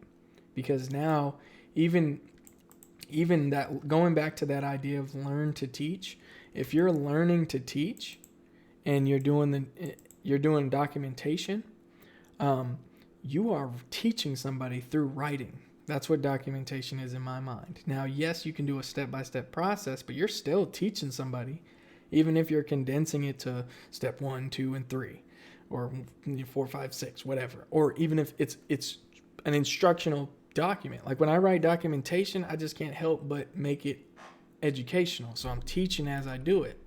But if you're writing a technical procedure that technical people are going to read, you're probably going to be more concise than if you were teaching somebody from scratch, right? So documentation is just teaching via writing, right? When it comes to documentation, we must first determine the report audience. Yes, technical writing, we will document our activities differently than we would present our results to a customer. The purpose of documentation is to present the information we have obtained in a comprehensible and easy way to reproduce a specific activity. Therefore, the essential characteristics of documentation are overview, structure, clarity. So overview, structure, clarity, OSC. Overview, structure, clarity. Right? As we learn and practice, we will come across many different situations and resources. As discussed before, we will have to process amounts of information. There are many resources available for documentation. We recommend a tool called Cherry Tree. I was using Cherry Tree the last time. I forgot what the name of the box was, but it was on Hack the Box. And I was using Cherry Tree every time I made progress or found new information. I was taking screenshots and I was pasting that in Cherry Tree. And below it, I was writing, this is what this is, right? So if it was, an Nmap scan and it showed the open ports, and I said, oh, it looks like these ports are open, SSH is open, and I don't know, what else did I say? It's an old version of SSH, right? Or something like that. The version, I got specific, like it was open SSH version something, and I wrote that down, right? That's something I can just remember. What that did for me is I didn't write it for someone else to read. I wrote it for myself to read. So I said, I'm going to come back to this. That's a different thing because my experience informs what I'm doing. So when I come back to it, boom. Later on, if I needed to present that to somebody, I would be more detailed.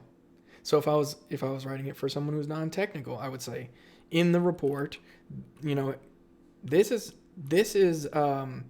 in the above image is an example of the scan I did on your server and found that some very critical applications were enabled that would allow someone to gain remote access to your computers, right? And that was formatted in a way that anyone could understand that, right? The business owner or whoever it was. So you could always come back to it. Write it for yourself first, go back through, and then build on top of it, expound upon it. So it is essential to get clarity, and a picture is worth 1,000 words, right? How much is a video worth? That's one of the things I think of. Videos are very valuable these days. For this, you can use a tool called FlameShot. That makes it easier for us to take screenshots and edit them directly. There's so many screenshot tools out there. Snipping tool. Your operating system probably has a keyboard shortcut. The one I use is Windows Shift S, and it creates a cursor on the screen that you can take a picture with. But they're on every platform. No matter whom the documentation is intended for, GreenShot's great. I'm a big fan. Somebody mentioned GreenShot. I'm a huge fan of it too. No matter whom the documentation is intended for, here are some guidelines we can follow. It is beneficial to put ourselves in the position of our reader. This will make it much easier for us to design the documentation. Avoid repetition and ambiguity. Ambiguity. As you can see, some of these words I have trouble with, right? Being ambiguous, right? Avoid repetition and ambiguity. Being too broad, I guess, in some cases. Make documentation as easy to read as possible. No one wants to read documentation that's difficult to understand or follow. So somebody mentions Lightshot is another documentation tool. Never used it, but I'm sure it's good. Before we create documentation for our customer, remember how you just mentioned formatting it for someone who's paying you? We can clarify which points are most important to them. Optional exercise. Do some research and find examples of penetration test reports and pick out the essentials. Get an overview of the topic. What topics have been covered? How are they structured? How are they presented? Let's do that. So let's find some examples of penetration test reports.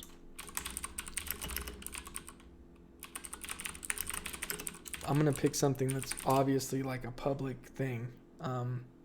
Here's a sample from a company called TBG Security.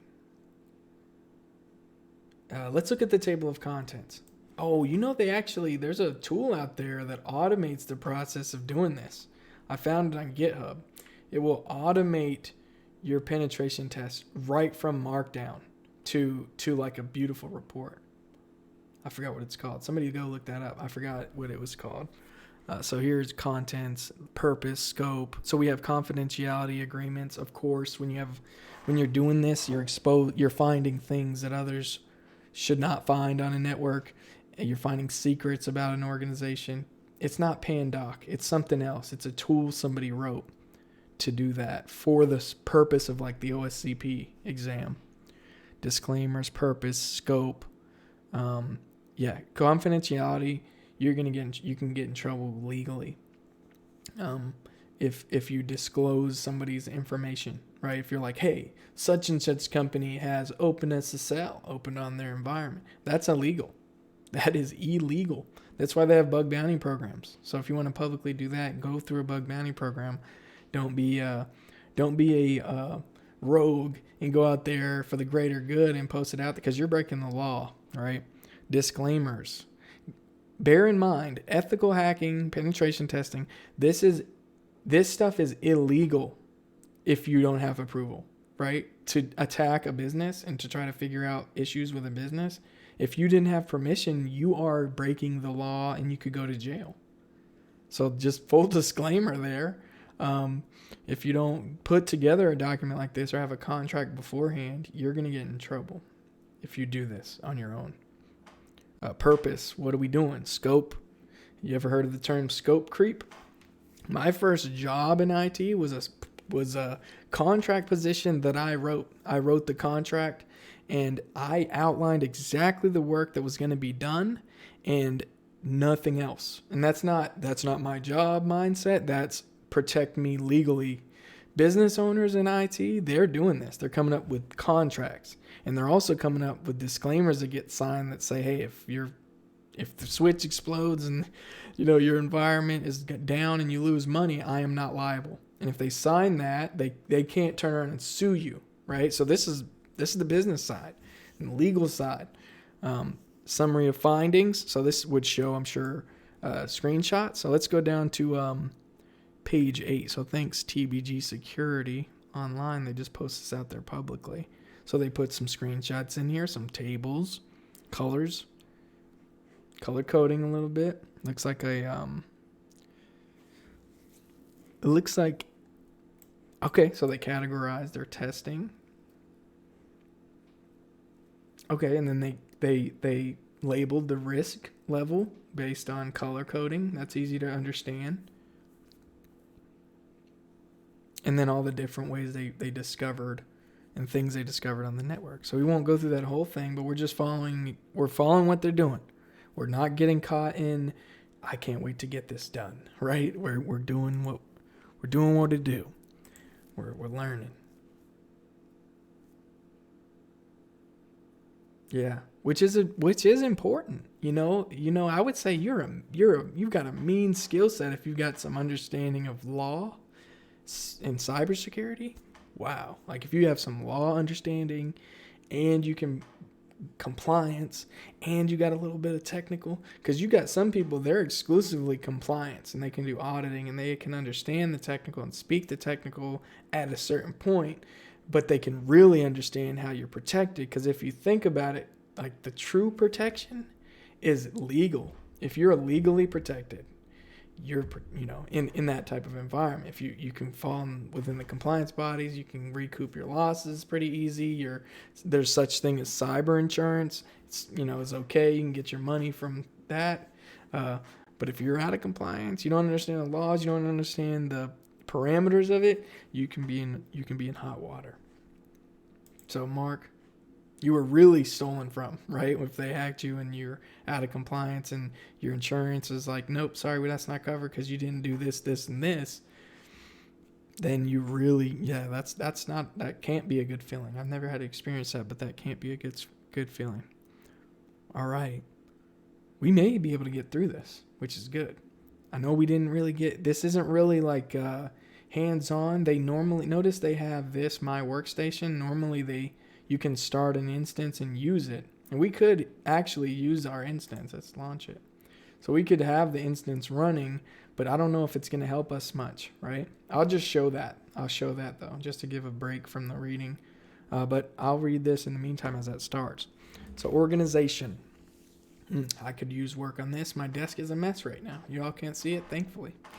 We have already seen the term overview mentioned several times. To understand how vital this term is, imagine the following situation. You're standing on a big mountain, and at the bottom of the mountain there's a vast forest. On the horizon, you see another mountain you want to reach. The difficulty here is that you won't see this mountain as soon as you go down into the forest. The only way to reach the mountain is to orient yourself using the lakes, rivers, and fields between these two mountains. This means that we should not only take all the necessary tools with us, like a lighter, knife, tent, etc., but also set all the interim orientation points to avoid getting lost. Because as soon as we get lost, we cannot move through the forest disoriented, hoping to reach our goal somehow, or we will have to move back to the first mountain to reorient ourselves. We can see how the terms depend on each other and how important it is to have a map to orient ourselves. By completing the previous exercises, we have already made the first drawings on our map. These will help us to understand where we are and where we want to go. Being organized is significant in penetration testing because the entire report writing process has to be structured. It may take us a single day to take over several systems. So we don't want to keep looking for sources or information we need over and over again. Organization is best described in the following example. An inexperienced woodcutter takes 30 minutes to sharpen his axe and 3 hours to cut down the tree.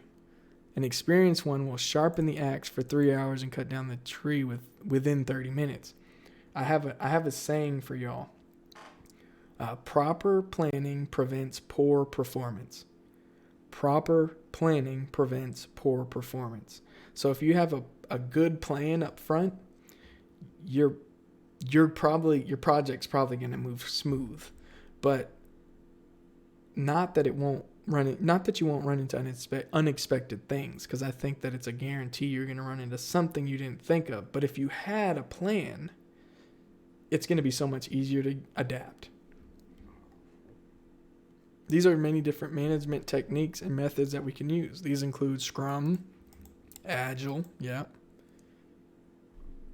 to-do lists, bullet journal, and more.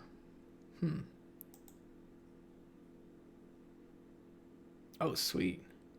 What's up, Data? Somebody shared, I use a Visa gift card to create a digital ocean droplet with 32 gigs of RAM. Spin up Kali in the cloud, start my recon, and one go. Sages.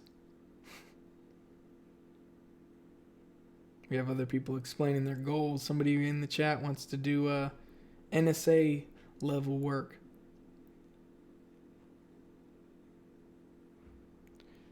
Yeah, that's a consideration, right? Because when you're on an engagement, you want to simulate the attack as much as possible and how they would get around safeguards.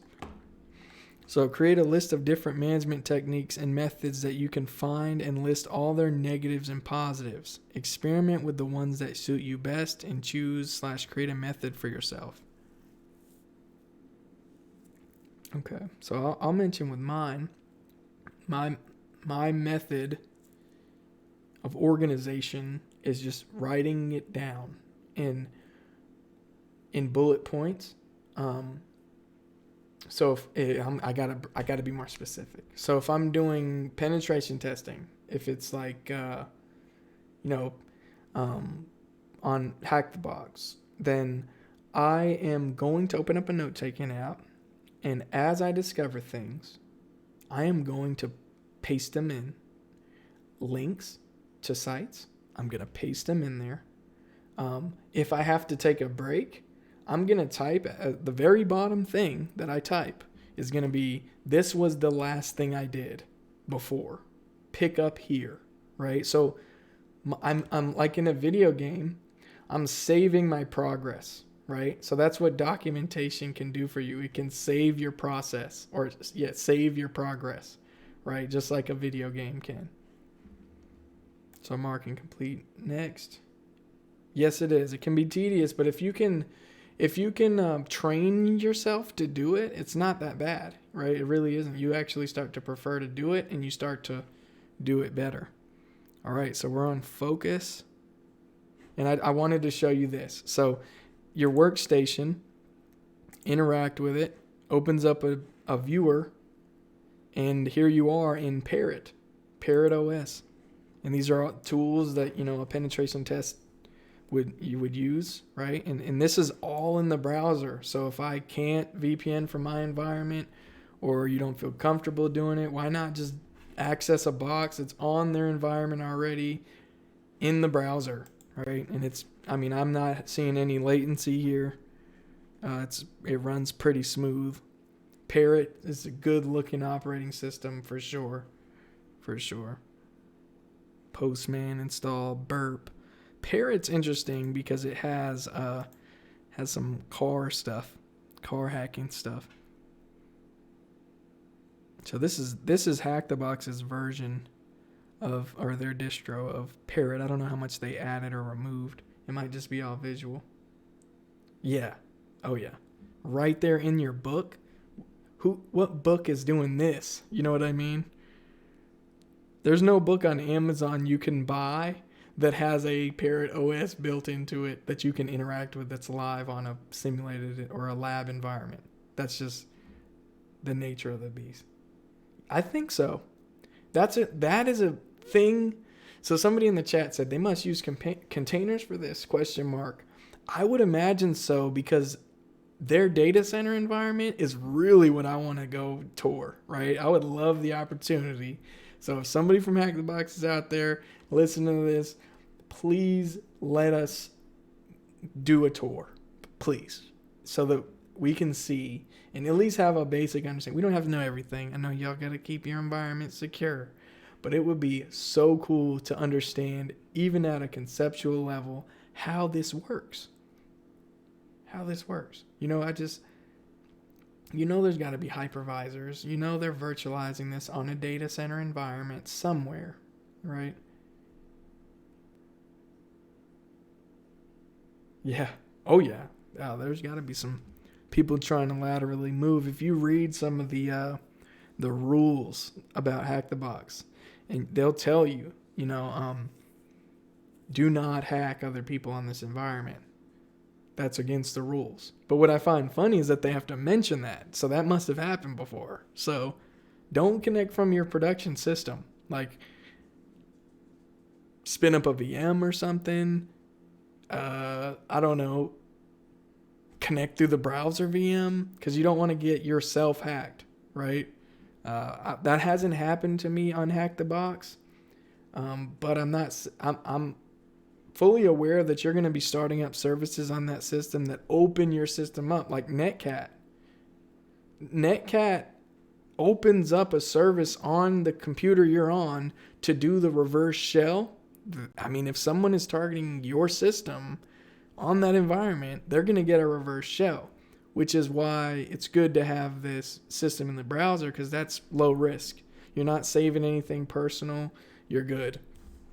It's not exposing or leaking any of your information. So that's the pwn box is what they call that.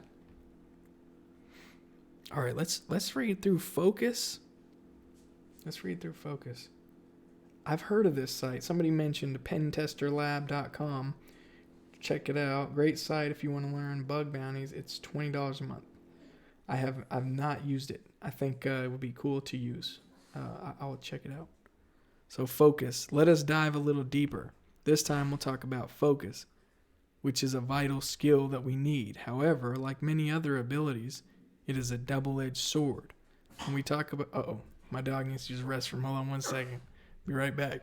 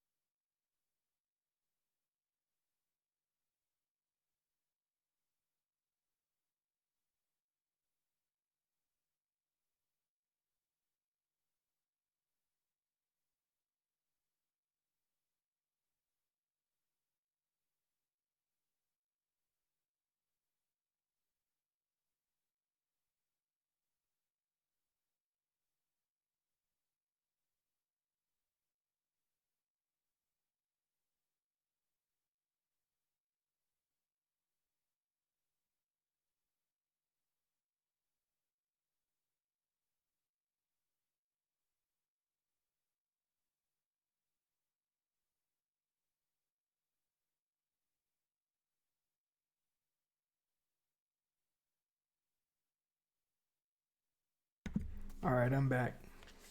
He was just had to go check on my dog real quick. He was making some barking noises. All right. So, we were reading this about focus. Oh yeah, everybody, if you're just joining in kind of late, for the past 2 hours, we have been going through the learning module or learning process module in HackTheBox Academy, which is a new platform that HackTheBox launched that's a training platform. Now, HackTheBox is a training platform, but they haven't really had instructional content per se.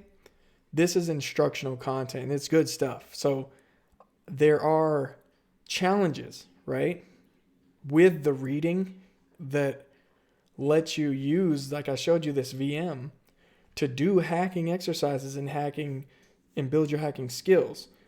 This is particularly focused on learning. So there's a lot more reading, but I think it's still good stuff. It's inspired a lot of great conversations.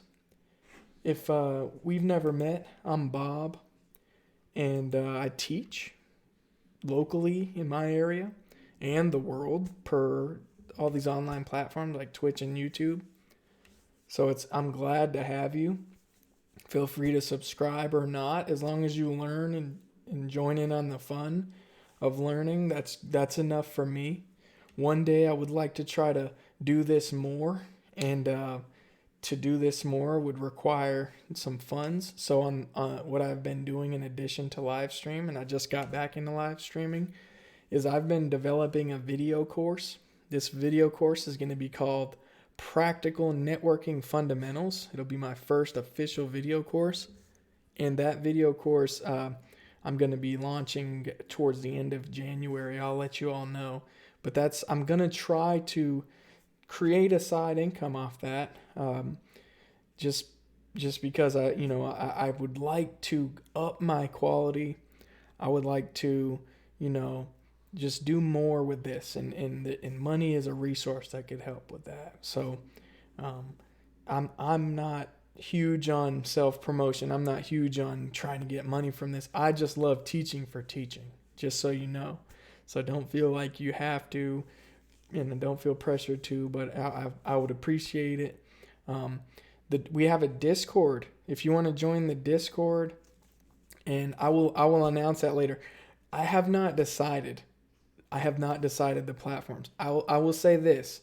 It will eventually launch on multiple platforms, but for now, I haven't decided on it.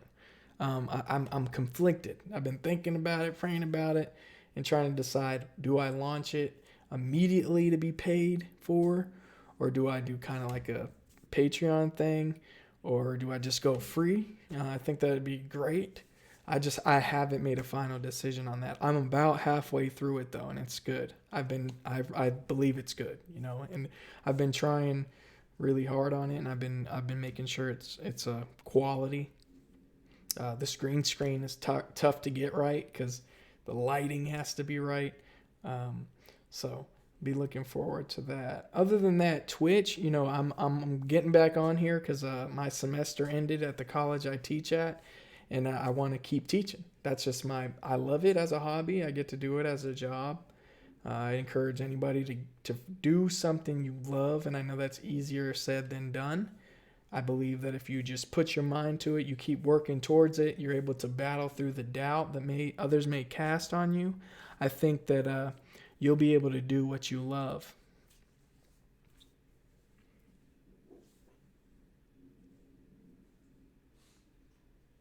Yeah. Right. Exactly. So let's keep going with focus. I'm feeling pretty good. How do y'all feel? Y'all feel like you can keep going through this? Is this something you're still interested in? Yes, I've been using Restream. I did it before I relocated. I'm familiar with the platform. It works really well. I'm just unclear a little bit on the policies on YouTube and Twitch, because Twitch, I think, last time I checked, is pretty exclusive when it comes to the live aspect. I mean, they have built in the video on demand export to YouTube, so they're okay with you exporting your on-demand video. If someone could clarify that for me, I might have to go back and read it. Yeah, there's some policies on going live in both when it comes to like monetizing. But I just want you to know my intention is not solely to make money. It's teaching first. If I can eventually turn this into a side income, that would be great. But I'm going to keep teaching regardless. So, right. Yeah. I'll have to read that again. But I'll check that out before I put this on YouTube. But I'm definitely going to put this up on YouTube at some point as well. It'll be on Twitch, of course. You'll notice too, I've been doing a little bit of game streaming on this channel. I think it's fun to take it easy. But we talked about cloud gaming a couple nights ago, 2 nights ago. I was on Cyberpunk and it worked brilliant. It's brilliant. Yeah, it's like there's a lot of controversy, so we could go there or not. But yeah, that's me. That's who I am. I love to teach no matter where it's at. So I'm thankful you all are here. I'm glad to have you. I hope you learned something. Feel free to teach and share, self-promote. I'm okay with that. If you want to share who you are and what you're doing, share it. If you want to jump in the Discord, that's like a 24/7 thing that we can share in. I'm treating the Discord like a research group. So whoever's in there, if you want to share what you're writing about and the kind of the behind the scenes development of it, feel free to, or just feel free to join and read what we post. Yeah, if you wouldn't mind, Joey B. Oh, the LTN Labs though, not the other one. I'll go ahead and share it with y'all. Let me go ahead and share it. Here, I'm in a few different Discords, like many of you all. So let me go ahead and pull up the invite. I'll drop it in there. Let's see here if I can grab the invite. Yeah.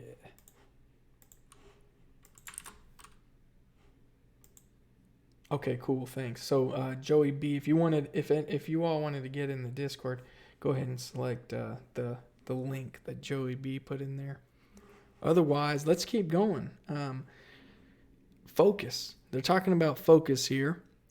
The last thing we read was the second sentence, and it says, when we talk about focus, we are talking about focusing on a subject for a specific time.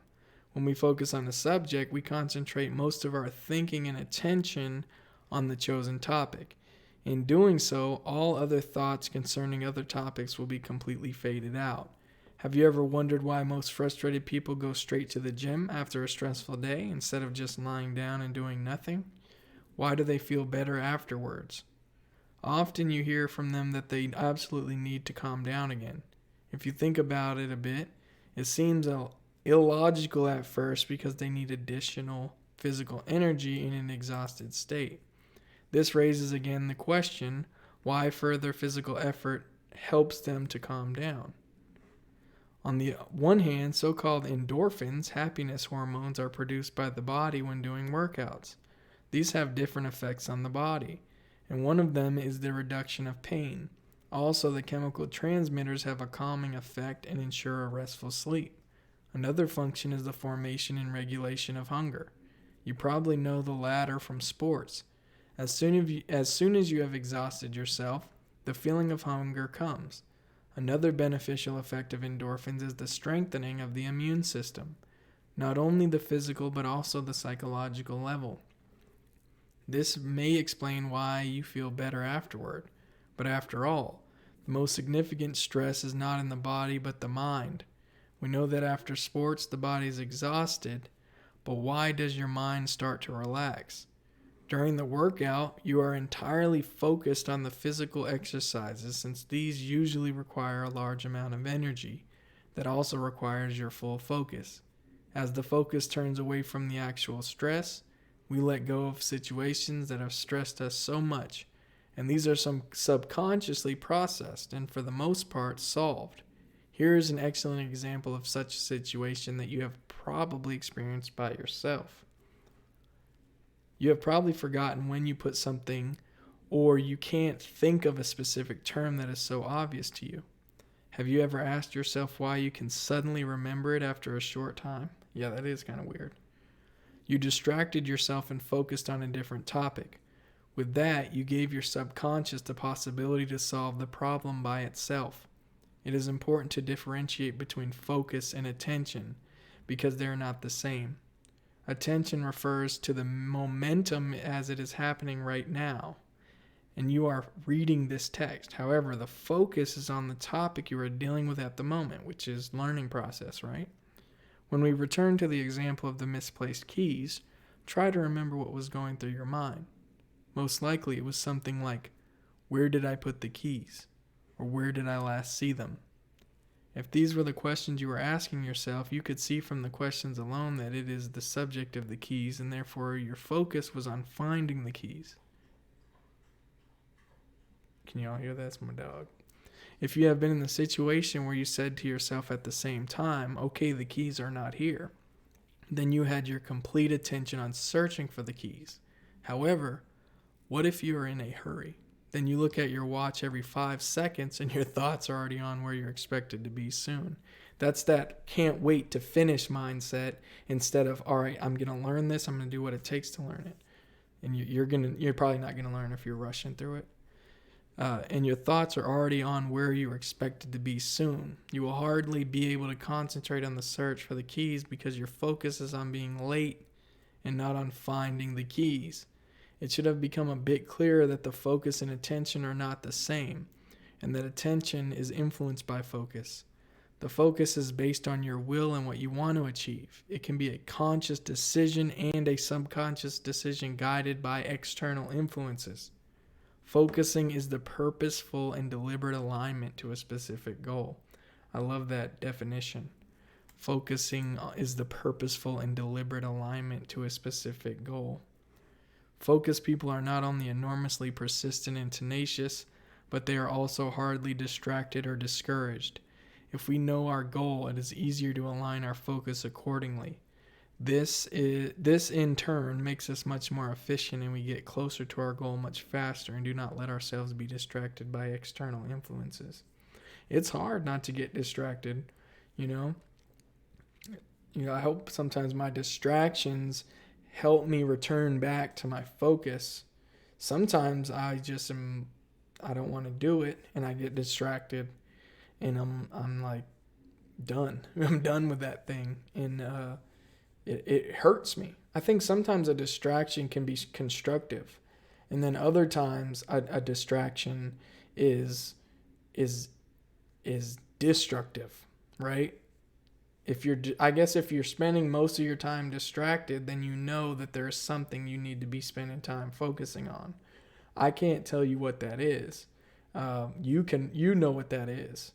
So that's one thing that I would recommend is try to evaluate what is considered a distraction to you. If I had to put a challenge at the end of this, I would say evaluate what a distraction is to you and evaluate what you need to focus on so that you can actually create a border between the two. I hope that this can serve as something you can do as I do it.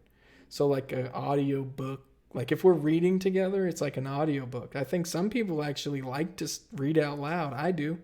This gives me an excuse to read out loud and talk about it and really understand it. Yeah. So somebody in the chat said something really interesting. Sometimes I get distracted. They said this. Sometimes I get distracted too much. It makes me crave something to focus. It's weird. Have you ever gotten caught in being distracted? And then it's almost like you're caught in this loop of feeling guilty, right? Like when a test is coming up for me and I'm like distracted or I'm procrastinating, it almost pours gas on my guilt. It's like, I should be doing this, but I'm playing the game. I'm like playing the game or doing something. Like, have you ever just done something you haven't done it in a while, but you just did it so you didn't have to do that thing, right? It's like, I would never have done this. I would have never have done that one specific chore at that time, right? Or it's kind of a weird thing, that temptation to not do what you're supposed to do. And I have this conversation all the time, is that I think that the thing I'm supposed to do is just as fun, if not more fun and engaging than the thing that I'm letting distract me. I don't know what that is. That's weird. I think that's fear. That's a little bit of fear, and it's just a weird thing. Let's mention in the comments about that, because that's kind of help me understand myself on that one. So attention, and we have a few more sections to go. I think we'll get through attention, and then I'm gonna close this out. I think 2 hours, we've done good. I'll probably finish this off stream, but I encourage everyone in here fully to go through the learning process. I think we've done enough for you to get a gist of what this is all about and for you to have learned something. We're going to do more of this together, and I'm also going to do some other platforms together.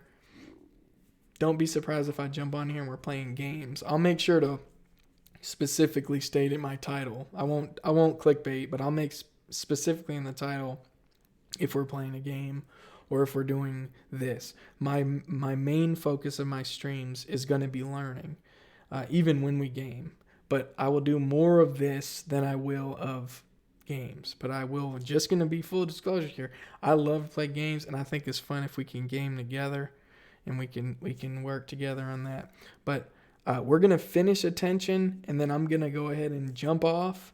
I got some family stuff, but I think this has been super fun. So attention. It can be said that attention is the perception of a specific topic with a higher level of interest in order to gather specific data and information from it. Your attention changes with your experience and the information you gain from the content and its clarity. Attention is influenced by your interests, needs, personal attributes, beliefs, orientations, goals, and experiences. If you have already approached this module with a certain attitude, expectation, orientation, and goal, attention is independent mental process that takes place subconsciously. So when we talk about concentration, we mean the maintenance of our attention on a specific topic. This means that as long as we are interested in a given topic, we keep working on it until we have achieved the desired result for our well-being. Again, attention goes hand in hand with concentration and focus. You will already know that your attention will begin to decrease at some point, and you will no longer be able to absorb information effectively. Getting stuck at this point and forcing yourself to keep trying and learning usually ends up with problems of understanding and therefore with higher frustration. Information security is a huge subject. As we already discussed, you will not be able to absorb all the information at once. You will often come back to topics and repeat what you are missing. This is a normal process. It is vital that you understand how to divide your attention. There is no general formula that you can use to learn to divide your attention correctly. This is an individual process that cannot be categorized yet without diving too deep into psychological studies. There are far too many personal characteristics and experiences of each individual to be taken into account. We know that attention takes place at the moment and therefore has a limited duration to maintain it. It will be a great advantage to find out how long and in which emotional state your attention span lasts the longest. You can document it, and after 1 week, you will be able to see an interesting pattern. If you want to approach this on a scientific level, you can add the following points to your documentation to get a better insight into it. Current emotional state: calm, nervous, worried, happy, depressed, relaxed. The previous flow of the day so far, also with one word. Place of work, working hours, duration, sleep, inserted breaks, duration of the breaks, and anything else you can think of. These are phases for which you must invest at least 1 hour of your attention. Make it fun and you will surprise yourself in the discoveries that you make. You can create a simple list or even a table for you to document this quickly and easily. You don't have to document it every time you start something, but you could relate it to the current module course path.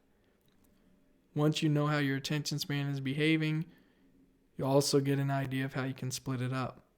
However, this does not mean that if you have an attention span of 60 minutes, you can divide it between 3 other topics of 20 minutes each. Remember that the amount of time you can devote to a particular topic depends on too many factors, Experiment with this. Change your place of work, working hours, duration of work if possible. Listen to different music and try out different things that might help you. It would be best if you didn't force yourself to focus on the specific topic because it will have a negative effect. And as mentioned before, can end up in frustration, which we will discuss in another section. Make sure that you feel comfortable and ready to learn new things. And the next section is comfort. Feel free to go do that without me. I encourage all of you to just keep learning. I'll see you soon. Have a wonderful evening or day or wherever you're at. And I thank you and I'm grateful for you all being here. I'll see you next time. You too.